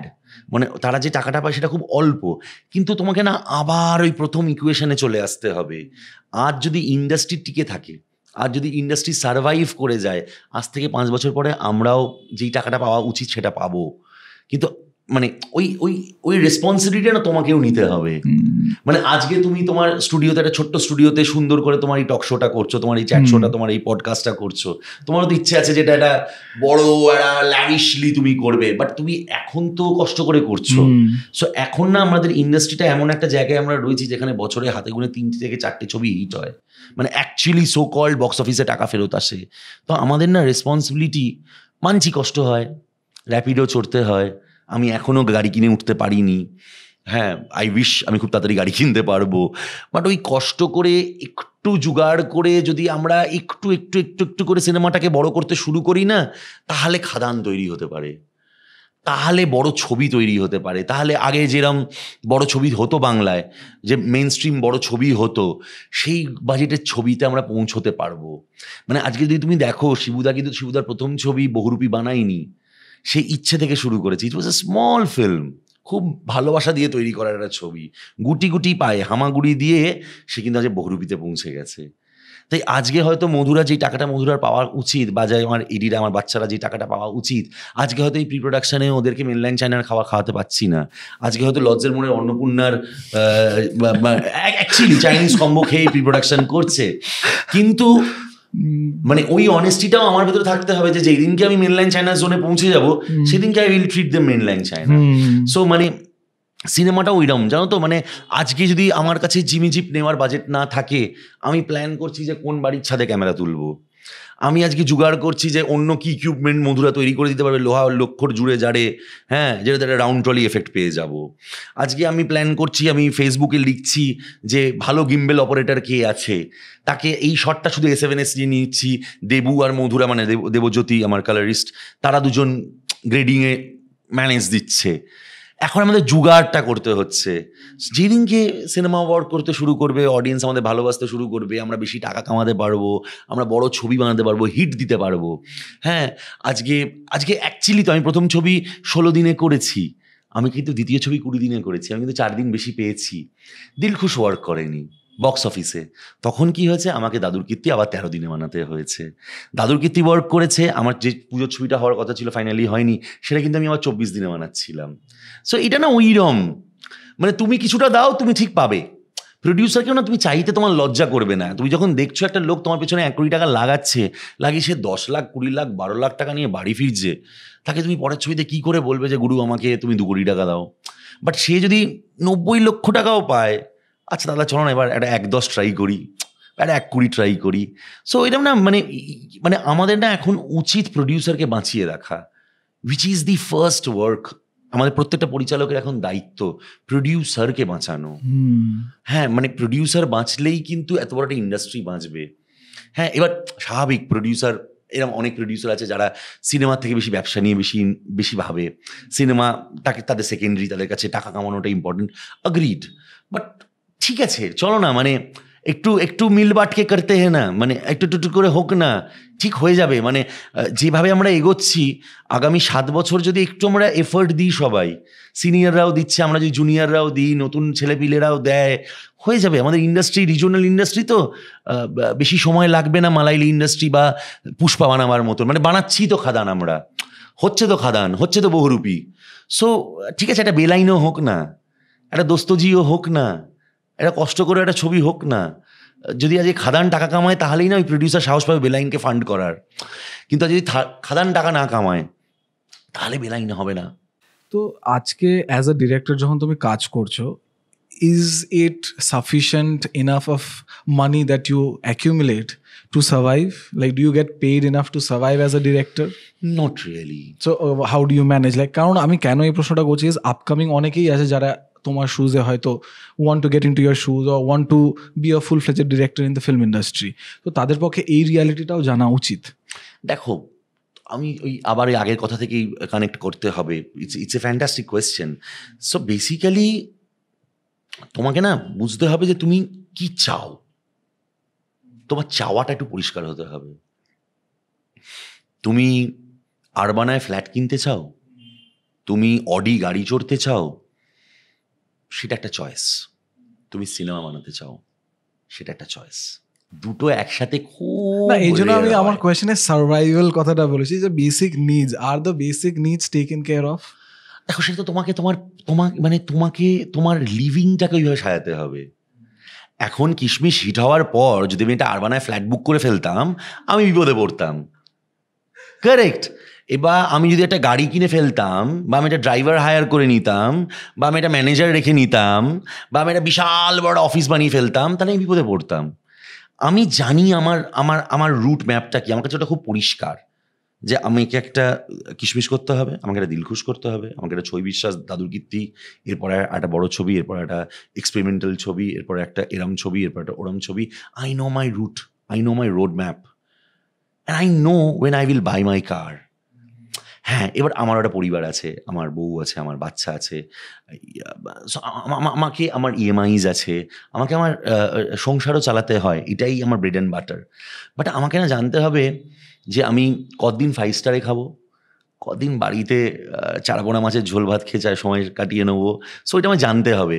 কোন দিন আমি র্যাপিডো চড়বো, কোন দিন আমি আমার নিজের গাড়িতে ট্রাভেল করব যদি কিনে ফেলতে পারি, বা আজকে পাবে বসে বিয়ার খাবো, না আজকে বাড়িতে 2 বোতল কিনে নিয়ে এসে সিনেমা দেখতে দেখতে ওটাকেই পাব ফিল করব। কারণ দেখো, আমি তো এই প্রফেশনটা চুজ করেছি, আমাকে তো কেউ মাথার দিব্যি দেয়নি যে বাবা তোমায় না পরিচালকই হতে হবে, সেটা তো কেউ বলেনি। আর আমার পোড়া কপাল বলবো না, মানে আমি তো কলকাতাতেই বড় হয়েছি, আমি তো বাংলাতেই সিনেমা বানাতে চাই। আমি চাইলে বম্বে যেতে পারতাম, ওখানে সার্ভাইভ করতে পারতাম কি পারতাম না সেটা পরবর্তী আলোচনা। বাট আমি তো চুজ করেছি যে আমি আমার ভাষায় সিনেমা বানাবো, আমি আমার স্টেটে এই শিল্পটাকে এটা নেক্সট লেভেলে নিয়ে যাওয়ার চেষ্টা করবো। It's a choice. এরকম তো অনেক পরিচালক আছে যাদের আমি নাম নিতে চাই না, বাট দেখেছি শেষ জীবনে না খেতে পেয়ে মারা গেছে। এরকম অনেক শিল্পীও আছে। তো সেটা তাদের যাপন, সেটা তাদের জার্নি। আমি কাউকে ডিমোটিভেট করছি না যে তোমাকেও না খেতে পেয়ে মরতে হবে। আই উইশ যে আমার পরের জেনারেশন কোটি কোটি টাকা কামাক, মানে সেই জায়গায় যাতে আমরা নিয়ে যেতে পারি ইন্ডাস্ট্রিটাকে। বাট হ্যাঁ, ইউ নিড টু নো যে তুমি you are a creative army, তুমি একজন creative army. You need to know how you should live your life. হ্যাঁ, মানে তোমাকে প্ল্যানটা করতে হবে যে কোন দিন তুমি মাটন খাবে আর কোন দিন তুমি চারাপোনা মাছ খাবে, বা কোন দিন তুমি একটা সিঙ্গেল মল্ট খাবে, বা কোন দিন তুমি ওল্ড মঙ্গে কাজ চালিয়ে নেবে। So you need to know. So Bengali industry এনভায়রনমেন্টটা তুমি তো অনেক দিন ধরে কাজ করছো, how is the working environment? Is it good, is it bad? Like তোমার ইনসাইটটা কি? তুমি যে এতদিন ধরে বিভিন্ন রকমের ভাবে কাজ করছো, বিভিন্ন রকম কাজ করছো, তো সেখানে এনভায়রনমেন্টটা তুমি কি অবজার্ভ করেছো? Is it a good working space for someone coming একদম নতুন? Of course it's a fantastic place. দেখো প্রবলেমটা কি হয় জানো তো, ইন্ডাস্ট্রি মানে হচ্ছে একটা বড় সংসার। এখানে যেহেতু এখনো প্রচণ্ড কর্পোরেট হয়ে যায়নি আমরা সবাই, যেরকম বম্বে হয়ে গেছে, প্রচুর স্টুডিওজ হয়ে গেছে, এখানে না সবটা মুখের কথায় চলে, সবটা সম্পর্কে চলে। তো যার ফলে তোমার জার্নিতে তুমি কোন কোন মানুষকে পাচ্ছ সেটা খুব ইম্পর্টেন্ট হয়ে যায়। যে তুমি কোথাও তুমি ভালো মানুষ পাচ্ছ, কোথাও তুমি খারাপ মানুষ পাচ্ছ, কোথাও তুমি ধান্দাবাজ লোক পাচ্ছ, কোথাও তুমি প্রচণ্ড ফ্রেন্ডলি, তোমায় বিশাল সাপোর্ট করছে মানুষ পাচ্ছ। মানে আমি একটা ইন্ডাস্ট্রিতে খরাজদাও পেয়েছি, আমি একটা ইন্ডাস্ট্রিতে এমন কিছু লোক তাদের নামও নিতে চাই না এরকমও মানুষ পেয়েছি। সো বা আমি একটা জায়গায় দেবদাও পেয়েছি, আমি একটা জায়গায় অমুক দাদাও পেয়েছি যার আমি নাম নিতে চাই না। সো সে ভালো থাকুক। সো সেই জায়গায় দাঁড়িয়ে আমার কাছে ইম্পর্টেন্ট হচ্ছে যে মানে তুমি তোমার জীবন যাত্রা তুমি যেরমভাবে পাও, তুমি ধরে নাও 5টা প্রেম করেছো, 5টা প্রেমের তোমার অভিজ্ঞতা তো ভালো নয়, কোনোটা ভালো কোনোটা খারাপ। ঠিক আমাদের ইন্ডাস্ট্রিটাও তাই, কিছু মানুষ তোমার জীবনে আসবে, কিছু মানুষ তোমার রোডসে আসবে যারা তোমার সাথে খারাপ, কিছু মানুষ আসবে যারা তোমার জীবনে প্রচণ্ড ভালো। So it's a fantastic place to work. মানুষ আসুক, কাজ করুক। হ্যাঁ, একটা ইনসাইডার একটা আউটসাইডার ফিলিং তুমি পাবে। আমি এখনো আউটসাইডার ফিলিং পাই। আমি রোজ একটা, হ্যাঁ মানে আমি আজও একটা আউটসাইডার ফিলিং নিয়েই বেঁচে আছি। বাট আমি জানি না ওই ইনসাইডারে মানুষরাও ভালো আছে কিনা, তাই আমি আউটসাইডারেই খুশি আছি। So that is the thing. Rahul da, তোমার ফার্স্ট ওয়েব সিরিজ কি ছিল? আমার ফার্স্ট ওয়েব সিরিজ ছিল ছবি বিশ্বাস। সেটা হইচইয়ের জন্য? না, সেটা আমি নিজে বানিয়েছিলাম। ওকে। হ্যাঁ, এটা একটা পাগলামি। তো বেসিক্যালি যেটা আমার হয়েছিল, সায়রা বানুর পরে যেহেতু আমি কাজ পাচ্ছিলাম না, এবং লাকিলি মধুরার সাথে আলাপ হয়ে যায়, নীল জীবনে চলে আসে। সো আমরা যেটা শুরু করেছিলাম যে আমরা মানে ক্রাউড ফান্ডেড বলবো না, আমার যা জমানো টাকা আছে, আমি টেলিভিশন করতাম, টেলিভিশন থেকে কিছু টাকা কামিয়েছিলাম। টেলিভিশন থেকে অ্যাকচুয়ালি টাকা পাওয়া যায়, টাকা কামানো যায়। হ্যাঁ, এটা একটা ইনসাইট দিয়ে দিলাম যে টেলিভিশন করতে পারো কিছু মাস, কিছু বছর, ইউ ক্যান আর্ন মানি। তো সেই টাকাগুলো এক জায়গায় করে, প্লাস আমার বাদবাকি যারা বন্ধুবান্ধব তারা কিছু টাকা সাপোর্ট দিয়েছিল, করে আমরা প্রথমে আমিও আমার মাধুরী বানাই। এবং আমিও আমার মাধুরী যখন আমি বানাই, আমরা ওয়াজ সো কনফিডেন্ট দ্যাট আমরা যখন একটা 90 মিনিটের ছবি বানাতে পেরেছি, আমরা একটা সিরিজও বানাতে পারবো। এবং আমরা ছবি বিশ্বাস বানাই, এবং ইন্ডিপেন্ডেন্টলি।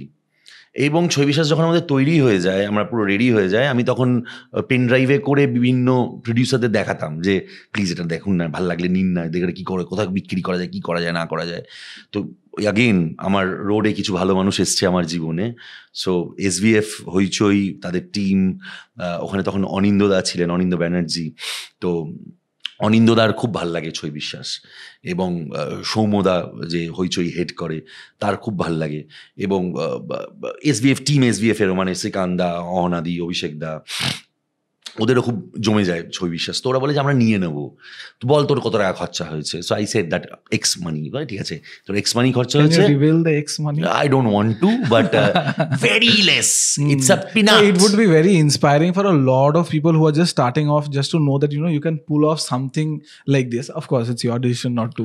মানে আমি জানো তো সবসময় ইয়াংস্টারদের বলি, you have a camera, everyone have a camera. মানে your mobile has a camera, right? So বেরিয়ে পড়ো। You have friends who wants to become an actor, তারও তো শরীর তৈরি হচ্ছে। আরে ভাই, তোরও তো যদি তুই একজন সিনেমাটোগ্রাফারের শরীর তৈরি হচ্ছে, একজন ডিরেক্টরের শরীর তৈরি হচ্ছে, একজন অ্যাক্টরের তো শরীর তৈরি হচ্ছে। Don't ask for money. জোগাড় করো কিছু টাকা, যাতে দুপুরবেলা লাঞ্চে ওই অন্নপূর্ণা হয়ে যেতে পারে। Correct? Make it, go do it. Once it is good, once it is ready, then start pitching people. And this a good way how you can connect those people, যে আই হ্যাভ সামথিং। এরম নয় যে আমি তোমার ফাঁকা খালি হাতে চলে এসেছি, দাদা গল্প শোনাবো, গল্প শুনিও না, কিছু একটা বানিয়ে নিয়ে যাও না। তুই যদি কিছুটা বানিয়ে নিয়ে যাও, সে অ্যাটলিস্ট চালিয়ে দেখতে একটা ট্রেলার নিয়ে যাও, 7 জন রিজেক্ট করবে, 1 জনের ভালো লাগবে, কারেক্ট? তো এরমভাবেই হইচইয়ের ভালো লাগে, হইচই নিয়ে নেয়, তারপরে হইচই ফেলে রেখেছিল যে করবো করবো করবো করবো করবো, তারপরে আমার কিশমিশ বেরিয়ে যায়, হইচই বলে করবো, দিলখুশ বেরিয়ে যায়, হইচই বলে করবো, দাদুর কীর্তি বেরিয়ে যায়, হইচই বলে করবো। সাডেনলি দাদুর কীর্তির প্রমোশন যখন করছি, হইচই বলে আমরা সামনের মাসেই ছবি বিশ্বাসটাকে রিলিজ করতে চাই, Dadur Kirti is giving a good response, চল ছবি বিশ্বাসটা আমরা বার করবো। ওটা ওদের কিছু স্ট্র্যাটেজি ছিল, ওদের কিছু মার্কেটিং প্ল্যান ছিল। হ্যাঁ, সো অদ্ভুতভাবে জানুয়ারি মাসে 2024 সালে দাদুর কীর্তি বেরোয়, ফেব্রুয়ারি মাসে ছবি বিশ্বাস বেরোয়, বাট ওটা আমি সবার আগে বানিয়েছিলাম।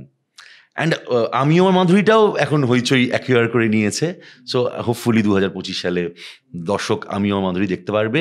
এইটার বরং আমি ফিগারটা বলতে পারি, আমি আমার মাধুরী 5 লাখ টাকায় বানিয়েছিলাম। Feature cinema, it's a 90-minute film, independent feature film, independent full-length feature film with proper actor, proper lighting, with Madhura Palit as DOP, with Nilayan Chatterjee as music director, with Rahul Mukherjee as director, so you get it in 5 lakhs. This is very inspiring. This is you just need to have, কি জানো, আমি বিশ্বাস করি, জানো তো, আমি সবসময় সব ইন্টারভিউতে বলি যে পাতলা পায়খানা ট্যালেন্ট আটকে রাখা যায় না।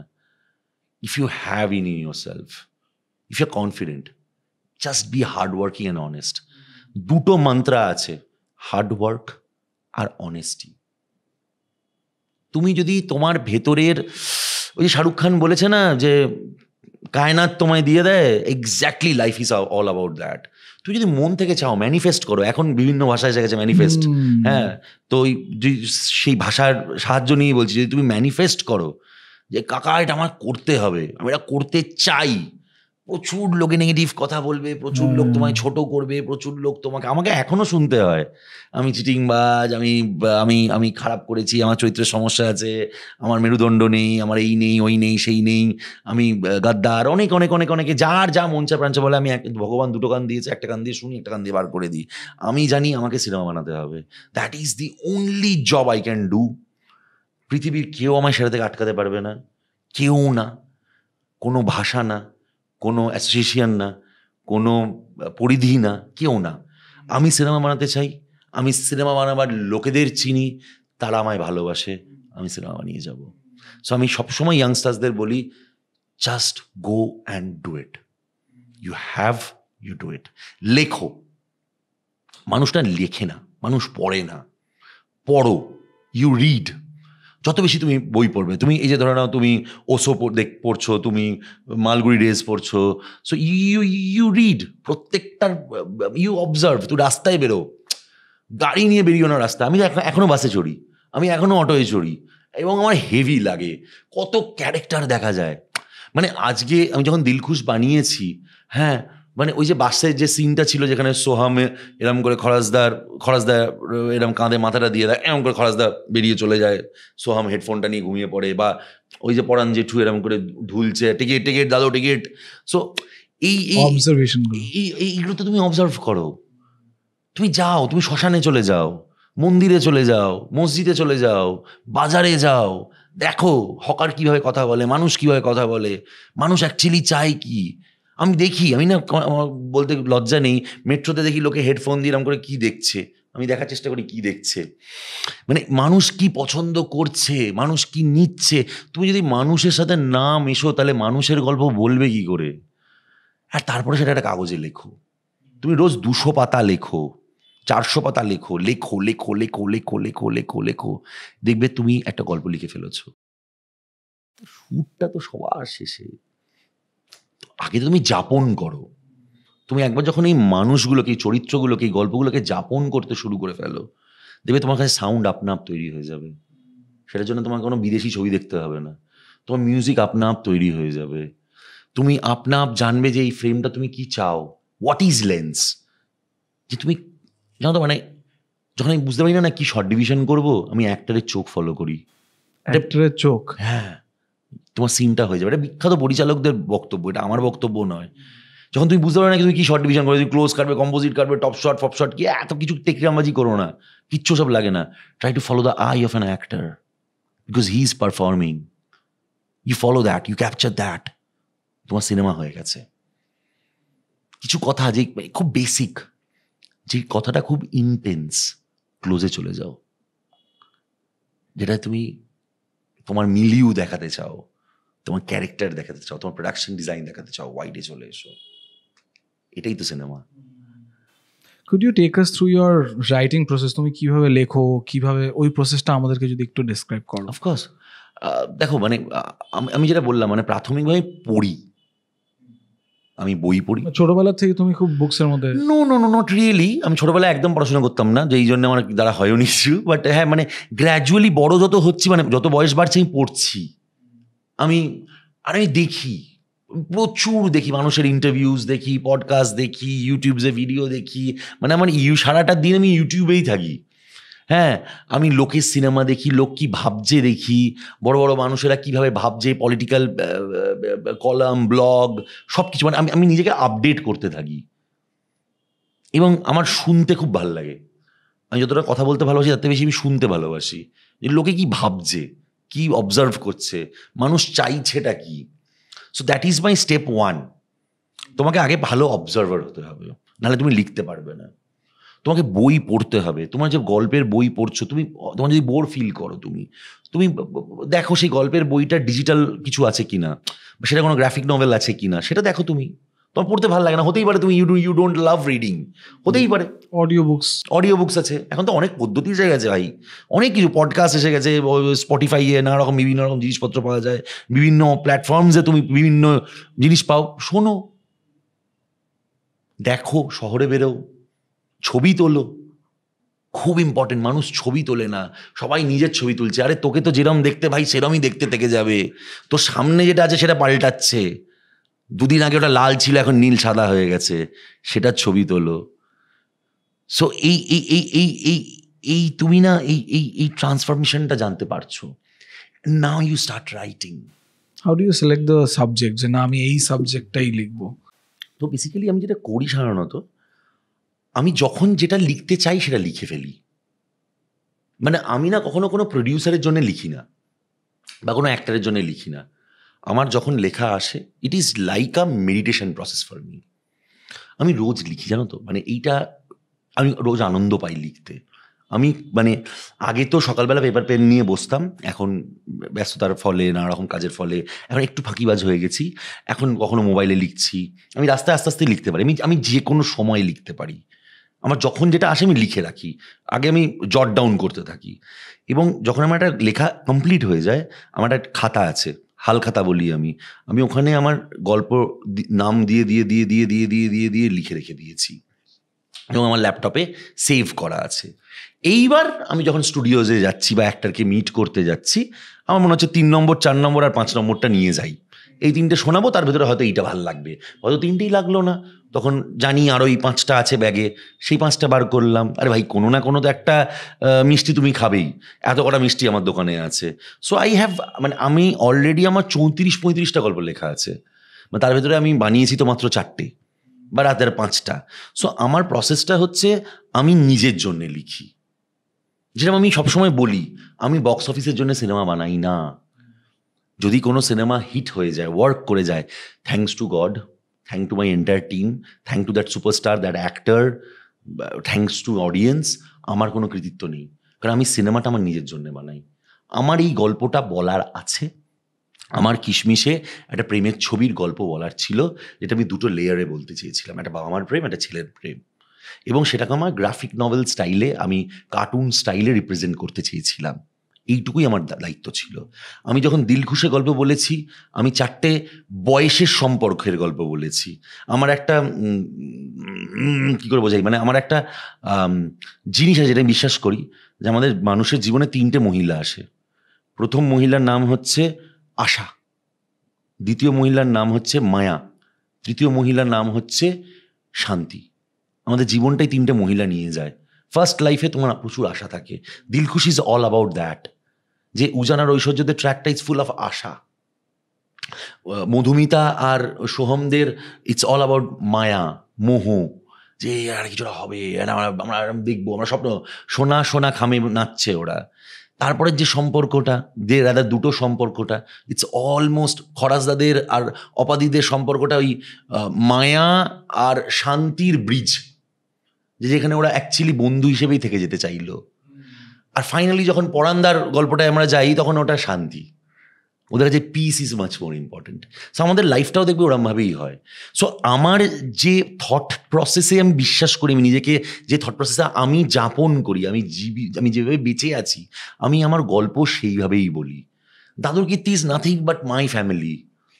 আমি একটা জয়েন্ট ফ্যামিলিতে বড় হয়েছি, আমার মামার বাড়ি ওইরকম ছিল, সব একদল পাগলারা থাকতো, তারা বিভিন্ন বিভিন্ন মানুষ বিভিন্ন রকমের। দাদুর Kirti is all about that. তুমি বলে ছবি বিশ্বাসকে তুমি মার্ডার করে বেড়াতে দাদা, নট দ্যাট। তো ছবি বিশ্বাসে আমার প্রথমত আমার গল্প ছিল না, বাট এটা সদীপের গল্প ছিল, সদীপ ভট্টাচার্যর গল্প ছিল। এবং ছবি বিশ্বাসে আমার জার্নিটা ছিল যে সদীপ একটা গল্প নিয়ে এসেছিল যে আমি এটা বানাতে চাই। সো আই সেড যে আমি এটা ওয়েব প্ল্যান করছি, যেটা তোমায় বললাম, তবে তোর গল্পেই বানাবো ভাই, এখন টাকা দিতে পারবো না, রিলিজ করলে তুই টাকা দেবে। হ্যাঁ দাদা, কোনো অসুবিধা নেই। সো আমি দেখেছিলাম না যে ওই ক্যারেক্টারগুলোকে দারুণভাবে ক্রিয়েট করেছে। এবং মানে তুমি যদি খুব মন দিয়ে ছবি বিশ্বাস দেখো, প্রত্যেকটা চরিত্র সেই সময়কার পুরনো অভিনেতাদের নামে, যে জহর, বেড়ালটার নাম জহর, হ্যাঁ, কার নাম বসন্ত, হ্যাঁ, কার নাম ভানু, কার নাম ছবি। সো এই মজাগুলো করেছিল। এবং তখন আমি ওকে ও সিরিজটা একটা অন্য কোনো নাম দিয়েছিল, আমি বলেছিলাম সিরিজটার নামই ছবি বিশ্বাস হওয়া উচিত, যে তুমি তাকে বিশ্বাস করো, আপনি নাও বিশ্বাস করতে পারেন, ইটস ছবি বিশ্বাস। So it's a process. তো তখন আমরা জানতাম না যে আমরা আদৌ বানাতে পারবো কি না। সো যখন আমি লিখি, আমি ধরে নাও আজ সকালবেলা আমি লিখছিলাম, সো আজকে সকালবেলাও কিন্তু আমি যখন লিখছি আমি জানি যে আদৌ এটা হয়তো আমি ওই 37টা বা 38টা বা 40টা গল্প হয়তো কোনোদিন বানিয়ে যেতে পারবো না, হয়তো ওটা হয়তো আমার পড়ে থাকবে। আমার মেয়ে যদি সিনেমা বানাতে চায় সে বানাবে, সে যদি অন্য ফিল্ডে কাজ করতে চায় সে করবে, তাহলে ওইগুলো ওই ল্যাপটপেই পড়ে থাকবে। বা আমার যদি কোনো এডি আমি মরে যাওয়ার পরে আমার এইগুলো নিয়ে বানাতে চাই, আমি তো আমার এডিদেরকে বলি, আমার অ্যাসোসিয়েট ডিরেক্টর সর্বজিৎ, অভিশ্রুতি, ওদেরকে বলি আমি যেদিনকে বাঁচবো না, যদি কিছু বেঁচে থাকে তোরা বানিয়ে নিস, ফেলে রাখিস না, ইফ ইউ ওয়ান্ট টু। তার ভিতরে আমার এক এডি মজা করে বলে যে দাদা তোমার একটা অমুক গল্প আছে ঘুমু বলে, আমি ওটা বানাতে চাই। এই ওটা আমি প্লিজ বানাবো, ওটা মরে যাওয়ার আগেই বানিয়ে নিতে চাই। সো আমার কাছে লেখার প্রসেসটা ইটস আ ডেইলি রুটিন। রোজ লিখি, তার ভিতরে যেটা প্রডিউসারের পছন্দ হলো সেটা সে করলো। তো তুমি টিভি সিরিয়ালও ডিরেক্ট করেছো, ওয়েব সিরিজও ডিরেক্ট করেছো, মুভিজও ডিরেক্ট করেছো for the big screen. Are there any differences in the approach while you are directing these individual aspects? Not really. তোমাকে গল্প বলতে হয়, এটা তোমার প্রথম দায়িত্ব। টেলিভিশনে কি হয়, টেলিভিশনে it's more about a writer's medium. একজন লেখক সেটা গল্প লিখেছে, তোমাকে এক্সিকিউট করতে হয়, অনেকটা ফ্লোর ম্যানেজমেন্টের কাজ বেশি, মানে তোমাকে ক্যাপচার করতে হয়, মানে তুমি বেশি নিজের বুদ্ধি লাগিও না, তোমার কাছে যেন প্রত্যেকটা শটের ক্লোজ থাকে, মাস্টার্স থাকে, অনেকটা স্টুডিও ক্যাপচারিং একটা মোড থাকে টেলিভিশনে। সিনেমাটা তোমার নিজের জন্য, ইটস ভেরি পার্সোনাল। তোমাকে কেউ প্রশ্ন করবে না যে দাদা এখানে তুমি ক্লোজ কাটলে না কেন, বা দাদা এই সংলাপটা এইটা না হয়ে এইটা হলো না কেন, বা দাদা এখানে তুমি এই একটা চায়ের শটের ইনসার্ট নিলে না কেন, তোমাকে কেউ প্রশ্ন করবে না। ভালো লাগলে লোকে ভালো বলবে, খারাপ লাগলে ফাকিট বলে বেরিয়ে চলে আসবে। আর ওয়েব প্ল্যাটফর্মটা হচ্ছে এই টেলিভিশন আর সিনেমার মাঝখানের একটা জায়গা, যেটা তোমাকে শ্যুট করতে হয়, ওই লার্জার দেন লাইফটা তোমার থাকতে হবে, ওই বড় প্রোডাকশন ভ্যালিউটা থাকতে হবে, কিন্তু ইটস এ পার্সোনাল ভিউইং। তোমার খুব বেশি ওয়াইড শট কাটতে নেই আমার মনে হয়, কারণ লোকে বেশিরভাগ মোবাইলে কনজাম করে, বা বাড়িতে ছোট টিভিতে দেখছে, বা যদি কারো বড় টিভিতে, তোমার মতন বড় টিভিতেও যদি কারো থাকে, সে বাড়িতে দেখছে। So it's very personal. এটাতে ওই তোমার এই ক্যাপটিভ অডিয়েন্সের ওই মজাটা নেই, ওই লার্জার দেন লাইফের মজাটা নেই, ওটা খুব ছোট পর্দার জন্য তুমি করছো। সো এই ছোট পর্দার কিছু ফান্ডা আছে, সেগুলোকে একটু মেনটেন করতে হয়। Doesn't matter. পেসিং বলে সিনেমায় জানো তো কিছু হয় না, এগুলো কিছু শব্দ বলে না, ওয়েব সিরিজে you can take a bit more time because there is time. No, it is about আমরা এগুলো না আমরা মাথায় বানিয়ে নিয়েছি। তুমি 50 মিনিট এপিসোড বানাচ্ছ, এত বোরিং হয়ে গেল যে তুমি 15 মিনিটের তুমি you have that remote bro, তো কারাক পাল্টে দিলে। আর এখন নেটফ্লিক্স, অ্যামাজন, এই সেই হাবি জাবি হইচই, প্রচুর অপশন, প্রচুর ওটিটি প্ল্যাটফর্মস। তোমার যখন যেটাকে ইচ্ছে তুমি তখন সেটাতে মুভ করে যাচ্ছ। তোমার পডকাস্ট দেখতে দেখতে কেউ চাইলে পাট করে অন্য পডকাস্টে চলে যেতে পারে, কিছু কারো যায় আসে না। সো তোমার কাছে ওইসব কিচ্ছু ওইসব ঢপবাজি। তোমার একটাই দায়িত্ব, মানুষকে এন্টারটেইন করা, একটা গল্প বলা। প্ল্যাটফর্মে যেটা তোমার সুবিধা হয়, তুমি একটু সময় নিয়ে গল্পটা বলতে পারো। হলে তোমাকে এটা 2 ঘন্টা 2.5 ঘন্টা 3.5 ঘন্টারও ছবি দেখছে মানুষ। পুষ্পা 3.5 ঘন্টার ছবি, ইফ ইউ ক্যান এন্টারটেইন 3.5 ঘন্টা, তোমার 4 ঘন্টার লোকে বসে দেখতে রাজি আছে। লোকে কিন্তু টেস্ট ম্যাচ দেখতে ভুলে যায়নি, লোকে IPL মানে T20 এনজয় করে লোকে, কিন্তু টেস্ট ম্যাচ লোকে আজও দেখছে। So it's nothing. তুমি রিল বানালেও, তুমি রিল বানাও, তুমি ইউটিউবে একটা শর্ট ফিল্ম বানাও, তুমি ওয়েব বানাও, তুমি সিনেমা বানাও, তুমি টেলিভিশন বানাও, তুমি যা ইচ্ছে বানাও, এন্টারটেনিং হতে হবে, তোমাকে এনগেজিং হতে হবে। ভালো কাজ, আমি ওই অনেকে সিনেমাকে না ভেঙে ফেলেছে, কমার্শিয়াল, নন commercial, art film, main stream, মুখ তুসুক। আমার কাছে একটাই ভালো ছবি, গুয়ের মতন খারাপ ছবি। আমি মিডিয়কার ছবিকে বলে কিছু বিশ্বাস করি না। আমার কাছে ভালো ছবি, আমি ভালো ছবির অনেক নাম নিতে পারবো, খারাপ ছবির নাম নেব না, পরিচালকেরা দুঃখ পাবে, বাট কিছু খারাপ ছবিও হয়। সো এইগুলো ভালো ছবি, এগুলো খারাপ ছবি। খারাপ ছবি দেখবো, দেখে শিখবো কি কি করতে নেই, কি কি ভুল তারা করেছে যেটা আমি করব না, তারপরেও ভুল করব, আমি হিউম্যান, বাট চেষ্টা করবো ভালো ছবির মতন ভালো জিনিসগুলো করা। গিল্ডের সাথে যে সমস্যাটা হলো, ওই পুরো বিষয়টা আমাদেরকে একটু বলো না। মানে অনেকেই তো পুরো বিষয়টা জানে না, কারণ বিটস অ্যান্ড পিসেসে এই নিউজ ওই নিউজ, তুমি খুব কমই এসেছো in frame, you have let the other bigger directors, not bigger directors, senior directors, না bigger directors, of course they senior, they bigger. হ্যাঁ, তো what is your point of view in the entire thing, and what did you go mentally, তোমার কি চলছিল ওই সময়টা? It's a very good question. It's a different, দুটো আলাদা প্রশ্ন, দুটো আলাদা আলাদা উত্তর দিই। মেন্টালটায় পরে আসি, আগে অ্যাকচুয়ালি কি হয়েছিল সেটা বলি। কিছুই না, দেখো আমার সবার আগে আমি প্রত্যেকটা ইন্টারভিউতে এটা বলেছি, আমি এটা আবারও রিপিট করতে চাই, আমার ব্যক্তিগত কোনো মানুষের প্রতি কোনো রাগ বা কোনো অভিযোগ নেই, কারণ আমি সেই ব্যক্তিগত মানুষটাকে চিনি না। আজকে আমি তোমার সাথে প্রথম আলাপ হলো, তোমার প্রতি আমার রাগ অভিমান আসবে না, কারণ আমার সিনেমারই লাইন আছে, যদি কেউ অভিমানটাই না ভালো বোঝে তাহলে সে ভালোবাসাটা বুঝবে কি করে। So if I don't love you, if I don't care about you, if I don't like you, I won't be angry on you, কারণ তুমি আমার কাছে ইম্পর্টেন্টই নয় bro, as simple as water. So আমার ব্যক্তিগত কোনো মানুষের সাথে কোনো ঝামেলা নেই, তার থাকতে পারে, আমার নেই, আমার তরফ থেকে নেই। I am very clear about that. আমার কিছু নিয়ম, কিছু রুল বুক, কিছু প্রোটোকলস, এইগুলোতে আপত্তি মনে হয়েছে। খুব ইজিয়ার করে তোমাদের বুঝিয়ে দিই, দর্শক বন্ধুদেরও বুঝিয়ে দিই, যে কপিল দেব যখন ক্রিকেট খেলতো তখন ক্রিকেটের একটা নিয়ম ছিল, তখন 60 ওভারের ওয়ানডে হতো, ইফ আই এম নট রং। তখন 6 দিন ধরে টেস্ট ম্যাচ হতো বা 5 দিন ধরে টেস্ট ম্যাচ হতো। সময়ের সাথে সাথে নিয়ম পাল্টেছে, ওই ফিল্ডিং রেস্ট্রিকশন পাল্টেছে, বল কটা ইউজ করতে পারবে পাল্টেছে, লাল বল থেকে সাদা বল এসছে, ফরম্যাট পাল্টেছে, খেলার পদ্ধতি পাল্টেছে, এখন ইম্প্যাক্ট প্লেয়ার চলে এসছে। এইবার প্রবলেমটা হচ্ছে যে হট করে সামনের বছর T20 ফরম্যাটের একটা খেলা, ধরে নিতে পারি IPL, তারা অ্যানাউন্স করলো 83 ওয়ার্ল্ড কাপ যেরকমভাবে হয়েছে সেই রুলে আমরা IPL খেলবো। এটা তো হতে পারে না।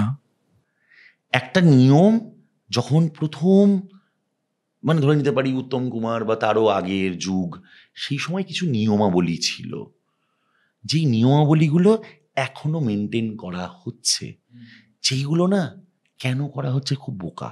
আমার প্রতিবাদ ওই নিয়মগুলোর এগেনস্টে। রাত্রি 9:28 তোমাকে ক্রস করলে খেতে দিতে হবে। আমরা বাড়িতে কেউ রাত্রি 9:28 খাই না। 9:28 এই নিয়মটা কোথা থেকে এসছে? একটু শিক্ষা, একটু বুদ্ধি দরকার, যেটা নেই এখন বেশিরভাগ মানুষের কাছে। যে 9:28 পিছনে কারণটা আছে, তখন টালিগঞ্জে শুটিং হতো এবং তখনকার দিনে রাত্রি 9টা 9:30টার পরে গাড়ি ঘোড়া পাওয়া যেত না। তখন বাড়ি সব টেকনিশিয়ানরা দূর দূর জায়গা থেকে আসতো, যারা ধরে নাও কেউ বোড়ালে থাকে, কেউ গড়িয়ার ভেতরে থাকে, তারা এখন কিন্তু ফ্ল্যাট কিনে টেকনিশিয়ানের পাশে চলে এসছে, কারেক্ট। তারা বাড়ি ফিরবে, যখন ফিরবে রাত্রি 12টা হয়ে যাবে, তারা বেচারা আর খেতে পারবে না। তাই প্রোডাকশনকে বলা হতো 9:28 ভেতরে খাবারটা এনে রেখো, ওরা যাওয়ার সময় খাবারটা পুটলি করে নিয়ে চলে যাবে বা তারা খেয়ে নেবে। এটা ওই সময়কার নিয়ম। এবার আমি বলছি না যে আমাদেরও কিছু ভুল আছে যে আমরা খেতেই দিই না, শুটিংই করে যাচ্ছি, পাগলের মতন শুটিং করে যাচ্ছি, খেতে পাচ্ছে না, অসুস্থ হয়ে পড়ছে। ঠিক আছে 14 ঘন্টা ঠিক আছে, বাট হ্যাঁ এইটা করে দিও না যে 14 ঘন্টা একজন স্টপ ওয়াচ নিয়ে দাঁড়িয়ে আছে, লাইটটা অফ হয়ে গেল, এইটা করো না। কোনোদিন 15 হবে, কোনোদিন 14 হবে, কোনোদিন 13 হবে। হ্যাঁ, এবার সেটা পরিচালক বা প্রযোজকেরও দায়িত্ব যে আমরাও সেটা মেনটেন করব, সেটা তাদেরও দায়িত্ব যে হ্যাঁ আজকে একটু চাপ আছে শুটিংয়ে, আজকে একটু ঠিক আছে ম্যানেজ করে নিই, কালকে দিনটা আমরা যেটা নিয়ম করেছি ওইটা মানি। বা আমার যদি শুটিংয়ে একটা ডিপার্টমেন্টকে না লাগে, আমি নাই নিতে পারি সেই ডিপার্টমেন্টকে। একদম একদম। তাকে তুমি গুপি গাইন বাগাবাইন বানিয়ে দিও না, ঠিক আছে, মানে সেটা একটা তুমি নতুন তকমা তাকে এনে দিও না, তুমি করো না সেইগুলো, ঠিক আছে। সো আমার কমপ্লেন বা আমার দুঃখ বা আমার কষ্ট বা আমার যন্ত্রণা বা আমার প্রতিবাদ বা আমার আন্দোলন, তুমি যে ভাষাতেই সেটাকে ফ্রেম করো, আমার নিয়মগুলো নিয়ে। আমার কোনো মানুষ ব্যক্তি বিশেষে কারোর সাথে সমস্যা নেই, আমার এই নিয়মগুলো নিয়ে আপত্তি। আমি একটা বিদেশি ওটিটি প্ল্যাটফর্মের কাজ করতে চেয়েছিলাম, এইটা আমার কাছে বেশি দুঃখ যে আমি প্রথম বাঙালি, আমি প্রথম ভারতীয় যে চরকির মতন একটা প্ল্যাটফর্মে একটা শো ভারতবর্ষকে এনে দিয়েছি, ওয়েস্ট বেঙ্গলে এনেছি। I am the fucking first director who is doing Chorki. এটাকে মানুষ, আমি সেলিব্রেট করতে বলছি না, আমাকে বাহবা জানিও না প্লিজ, থ্যাংক ইউ, আমার পেয়ে গেছি আমি সব বাহবা, আমার কিচ্ছু চাই না, আমায় কাজটা করতে দাও। আমি কিন্তু কলকাতাতেই শুটিংটা করবো প্ল্যান করেছিলাম, আমি 4 দিন এখানে শুটিং করেছি, এত প্রবলেমস এসে গেল যে আমি বাধ্য হলাম এখান থেকে সরে গিয়ে বাংলাদেশে করতে। এবং বাংলাদেশে যখন আমি গেলাম, আমি কিন্তু প্রত্যেকটা টেকনিশিয়ানকে অফার করেছিলাম যে ভাই তোমরা যাবে।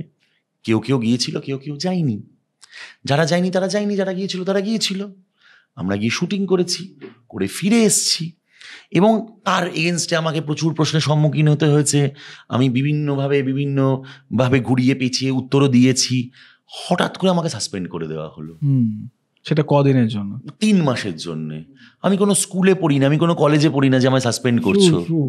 আমি একজন ইন্ডিভিজুয়াল ফিল্ম মেকার, আমার কাজ সিনেমা বানানো, আমি পৃথিবীর যে কোনো কোনায় সিনেমা বানাতে পারি। আমি কারুর পারমিশন নেওয়ার আমার মনে হয় না আমার দরকার আছে, ঠিক আছে, কারণ আমার কাজ কেউ এনে দেয় না, কোনো ফেডারেশন আমাকে কাজ এনে দেয় না, আমি ফেডারেশনকে কাজ এনে দিই।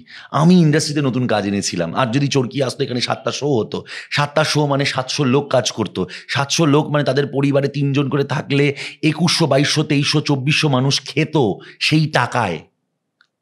আমার মনে হয় আমি ঠিক করছিলাম, আমার এখনো মনে হয় আমি ঠিক করেছি। হ্যাঁ, এবার তাদের মনে হয়েছে যে তাদের আমি নিয়মাবলীগুলোর এগেনস্টে গেছি, তো তার ফলে তাদের যে হেড, সে যেটা করেছে সে ঠিক করেছে, সে তো নিজের নিয়ম ফলো করছে, সে তো কোনো ভুল করছে না, সে তার নিজের, মানে আমরা কোনো দিন দেখবে কোনো কমপ্লেক্সে ঢুকলে সিকিউরিটি তোমায় আটকায়, তো আমাকে চিনতে পারছো না, আমি রাহুল মুখার্জি। আরে ভাই, আমার দায়িত্ব নয় তোমায় চেনার, আমার কাজ সিকিউরিটি অফিসারের, আমি সেটাই করছি। তো সে যেই কাজটা করছে সে কারেক্ট করছে, আমি তার প্রতি আমার কোনো আক্ষেপ নেই, কোনো দুঃখ নেই। কিন্তু দাদা, আপনি যে নিয়মটা এখনো ফলো করছেন সেটা মান্ধাতা আমলের, প্রতিবাদটা তার এগেনস্টে। এবং সেইখান থেকে যখন আমার 3 মাসের সাসপেনশনটা স্বয়ং মুখ্যমন্ত্রী এসে ইন্টারভিন করে সলভ করে সবটা কিছু করে এনে একটা জায়গায় আনা হলো, একটা জায়গায় সাজিয়ে নিয়ে আসা হলো, তখন প্রবলেমটা হলো কিছু মানুষের মনে হতে শুরু করলো যে আমি ইম্পর্টেন্ট হয়ে যাচ্ছি, যে রাহুলের মূর্তি তৈরি হবে উত্তম কুমারের পাশে, এরকম আওয়াজও খেয়েছি আমি চাই না ভাই আমার কোনো মূর্তি তৈরি হোক।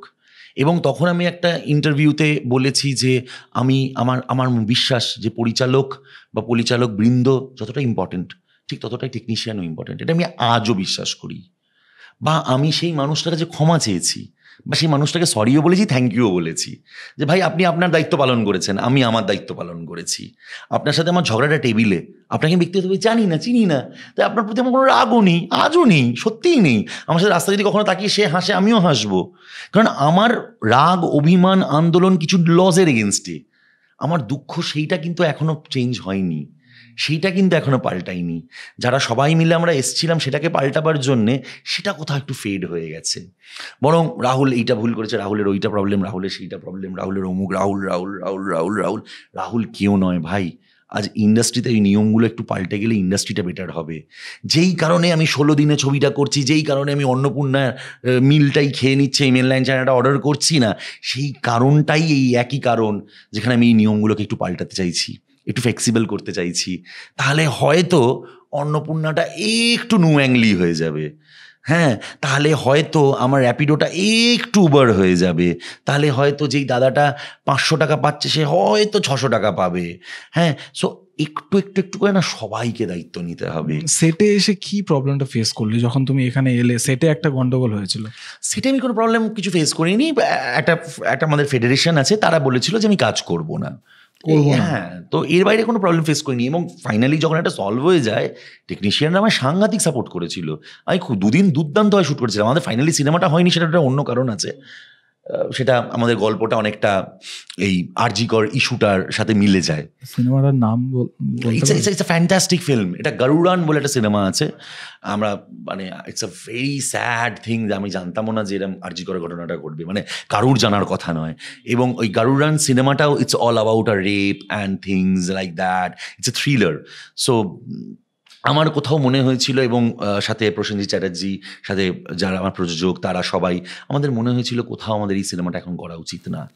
মানে এটা আমার আজও মনে হয় যে এই সিনেমাটা করা উচিত নয়। কারণ যেটা আমাদের শহরে ঘটে গেছে, এটার থেকে জঘন্য, নোংরা, আনকুত আমার নিজের মেয়ে আছে, কিছু হতে পারে না। আমার কিছু করার ক্ষমতা নেই। আমি বড় জোর 2টো আন্দোলনে গিয়ে দাঁড়াতে পারি, সত্যি আমার ক্ষমতা নেই। যাদের আছে তারা করছে, হয়তো কিছু করবে তারা। বাট এটা এমন একটা অদ্ভুত মানে ক্রাইম, একটা অদ্ভুত অসুস্থতা, আমি জানি না এটা কিভাবে ফ্রেম করা উচিত, যেটা আমাদের না নিজেদের সেলফ হিল করতে হবে। আমাদের নিজেদেরকে মানুষ কথাটার ভিতরে তো একটা মান আর হুঁশ আছে, সেটা যদি আমরা ভুলে যাই তাহলে খুব সমস্যা আমার মনে হয়। সো তার ফলে আমরা তখন ওই সিনেমাটা করিনি। বাট হয়তো ফিউচারে কখনো সিনেমাটা করবো, কারণ সিনেমাটা এমনিতে খুব খুব ভালো। সো ওটা আমরা রিমেক করছিলাম না, আমরা অ্যাডাপ্টেশন করছিলাম, গারুড়ানের অ্যাডাপ্টেশন ছিল এটা। সো যাই হোক, ফাইনালি সিনেমাটা হলো না। সেটা নিয়েও আমরা অনেকে অনেক কিছু বলেছে। অনেক জার্নালিস্ট বন্ধুরা লিখেছে যে ফেডারেশনের জন্য সিনেমাটা হয়নি। না, এটা ভুল তথ্য। বা ঝামেলাটার জন্য সিনেমাটা হয়নি, এটা ভুল তথ্য। সিনেমাটা না হওয়ার একটা সম্পূর্ণ অন্য কারণ আছে। ফেডারেশনের সাথে আমার ঝামেলাটা একটা সম্পূর্ণ অন্য কারণ আছে, সেটা বাংলাদেশের কন্টেন্ট বানাচ্ছিলাম সেটার জন্যে। এবং অনেকে জানে যে পরিচালকদের ভেতরে আমার সাথে একটা মিসআন্ডারস্ট্যান্ডিং হয়েছিল পরিচালকদের, সেটার একটা সম্পূর্ণ অন্য কারণ আছে। 3টে আলাদা ইস্যু। আমার অদ্ভুত সুন্দর কপাল, এত চওড়া কপাল যে 3টে ইস্যু অ্যাট সেম টাইম হয়ে গিয়েছিল। হ্যাঁ, জুন, জুলাই, আগস্ট, সেপ্টেম্বর ওই ফেজে। বাট 3টে আলাদা ইস্যুকে আমরা 3 রকমভাবে আমি সলভ করেছি। গারুড়ান আমি করিনি। ফেডারেশনের সাথে আমার কোনো ঝামেলা নেই। আমি এখন সাসপেন্ডেড নই, আমি এখন সিনেমা করতে পারি। স্বয়ং মুখ্যমন্ত্রী জানিয়েছেন যে কাউকে সাসপেন্ড করা যাবে না। অ্যাটলিস্ট এইটুকু আশা করি এই ইন্ডাস্ট্রির জন্য ভালো করতে পেরেছি, যে অ্যাটলিস্ট আমার ইস্যুটা থেকে কেউ আর সাসপেন্ড ভবিষ্যতে হবে না। আর পরিচালক ভাইদের সাথে বা দাদাদের সাথে আমার যে মিসআন্ডারস্ট্যান্ডিংটা হয়েছে, I am sure down the lane এই জীবনযাত্রায় তারা বুঝতে পারবে যে আমি কিছুই না। আমি ওই যে শব্দটা উচ্চারণ করেছিলাম যে টেকনিশিয়ানরাও ইম্পর্টেন্ট, পরিচালকরাও যতটা ইম্পর্টেন্ট, টেকনিশিয়ানরাও ইম্পর্টেন্ট। বা আমি ক্ষমা চেয়ে নিয়েছিলাম ফেডারেশনের যে হেড, তার কাছ থেকে। বা আমি বলেছিলাম যে I am sorry, thank you. তো এটা ভেবেছিল যে আমি পাল্টি খাচ্ছি, আমি তারা আমার জন্য দাঁড়ালো, আমি তাদের থেকে সরে গেছি। এগুলো কোনোটাই নয়। আমি তাদের সাথে আজও আছি, মানসিকভাবে আছি, শারীরিকভাবে আছি। কখনো কোনো সমস্যা হলে সবার আগে আছি, একদম ফার্স্ট লাইনে দাঁড়িয়ে আছি। আমি এরমই মানুষ। বাট ঠিক আছে, কিছু মানুষ ভুল বুঝেছে, কিছু মানুষ ভুল বুঝতে সাহায্য করে দিয়েছে। ওই যে বললাম, তুমি তোমার রাস্তাতে কিছু ভালো মানুষ পাবে, কিছু খারাপ মানুষ পাবে। হ্যাঁ, সো কিছু মানুষ সেই সময় জানো তো আমার পাশে দাঁড়িয়েছিল, যারা প্রকৃত আমার পাশে দাঁড়িয়েছিল। আর কিছু মানুষ আমার পাশে দাঁড়িয়েছিল কারণ সামনে স্টার আনন্দ, এবিপি আনন্দ, হ্যাঁ, 24 ঘন্টা ছিল। সো বিভিন্ন মানুষ বিভিন্ন কারণে দাঁড়ায়। তো কিছু মানুষ আমার প্রযোজক সংস্থার কাছে যাবে বলে দাঁড়িয়েছিল। সো হয়, এটা it's a part and parcel of our trade. এটা নিয়ে ভাবিও না। আমি শুধু একটা জিনিস বিশ্বাস করি, যে নেগেটিভিটি দূরে যত পজিটিভিটি কাছে আনা যায়। Mentally what were you going through? ওই সময় কি মনে হচ্ছিল? I was sad. Like were you depressed? আমি জানি না, মানে I was sad, I was depressed, I was helpless. কতদিন চলেছে এই পুরো বিষয়? এখনো চলছে। ওই সময়টা মানে ইট ওয়াজ পিক, লাইক মানে কি হয় জানো তো, দিনের শেষে কেউ প্রশ্ন করে নিয়ে আমাকে সেই প্রসেসে, যে রাহুল রাতে তুই ঘুমোতে পারছিস?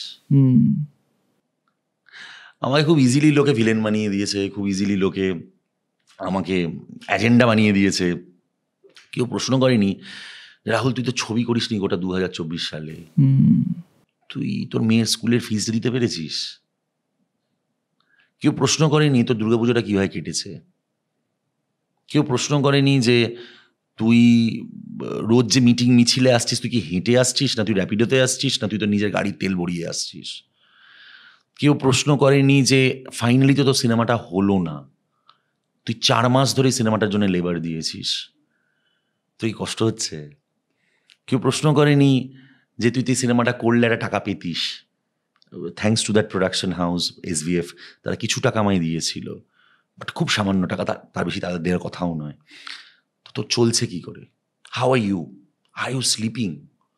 আমি তো আন্দোলন করতে পারি না, মানে আমি নই অত, আমি ভীতু ছেলে ভাই। আমি পাতি কালীঘাটে বড় হয়েছি। আমার কাছে মানে আমি এতটাই মিডল ক্লাস ফ্যামিলির ছেলে যে আমি কলকাতা শহরে বিগেস্ট সুপারস্টারের সাথে প্রথম ছবি করেছি, বিগেস্ট প্রোডাকশন হাউসের সাথে সেকেন্ড সিনেমা করেছি, হইচইয়ের মতন বড় প্ল্যাটফর্মে 2টো সিরিজ করেছি।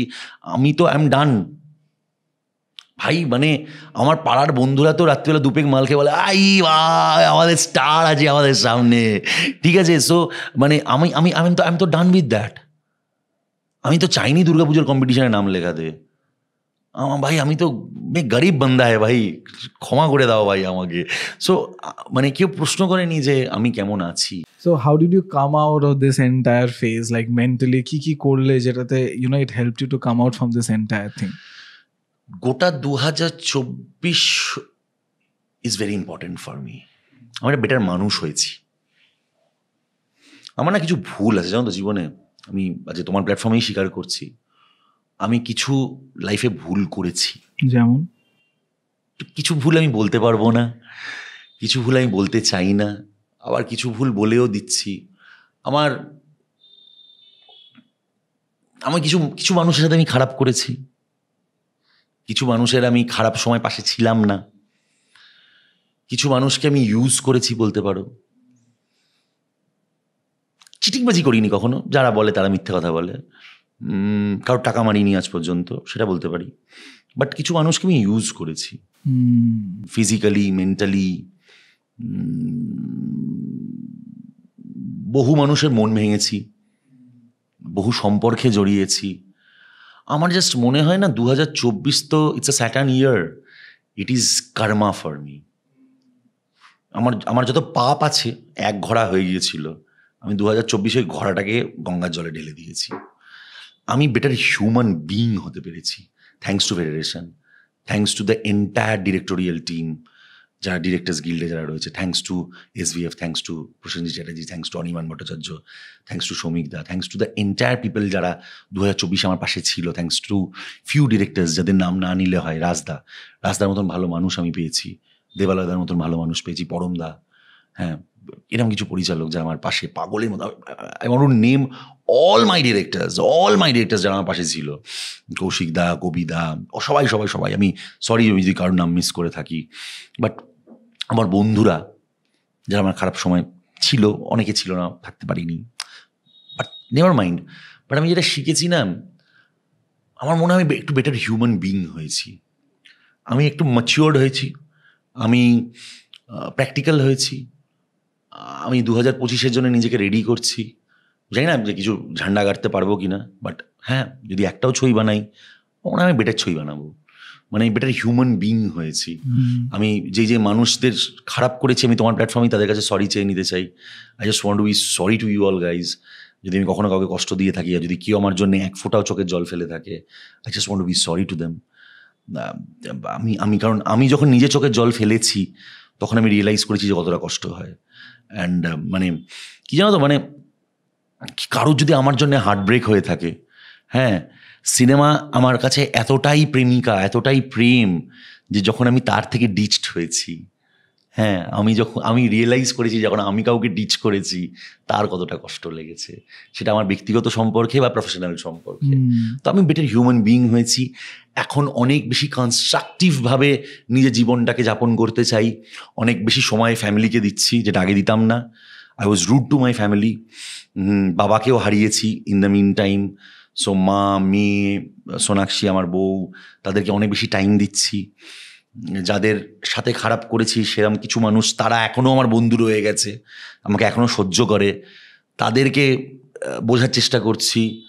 কিছু কাছের মানুষ আছে, কিছু প্রচণ্ড ইম্পর্টেন্ট মানুষ আছে আমার জীবনে, নীলের মতন, মধুরার মতন, অভিশ্রুতি, সর্বজিতের মতন, অরিত্র অয়ন আমার, they are my business partners, they are my friends. হ্যাঁ, তাদেরকে অনেক বেশি বুঝছি, তাদেরকে অনেক বেশি সময় দিচ্ছি। ইন্ডাস্ট্রিতে কিছু বন্ধু আছে, খুব সামান্য, সবার নামও নিতে পারবো না হয়তো, বাট আছে যারা আমার খারাপ সময় পাশে ছিল, যেরকম দেবদা একজন, বা ইন্দ্রনীল রায় বলে একজন আছেন, বা আছে ভাল্লাজি আছে, শুভঙ্কর দা আছে, অভিরূপ দা আছে, দেবালয় দা আছে। তো মানে যারা আমার পাশে ছিল, তাদেরকে কখনো পাত্তা দিইনি, কখনো তাদের উপরে অ্যারোগেন্স দেখিয়েছি, তাদের কথা শুনিনি, নিজেকে একটু শেপ করেছি।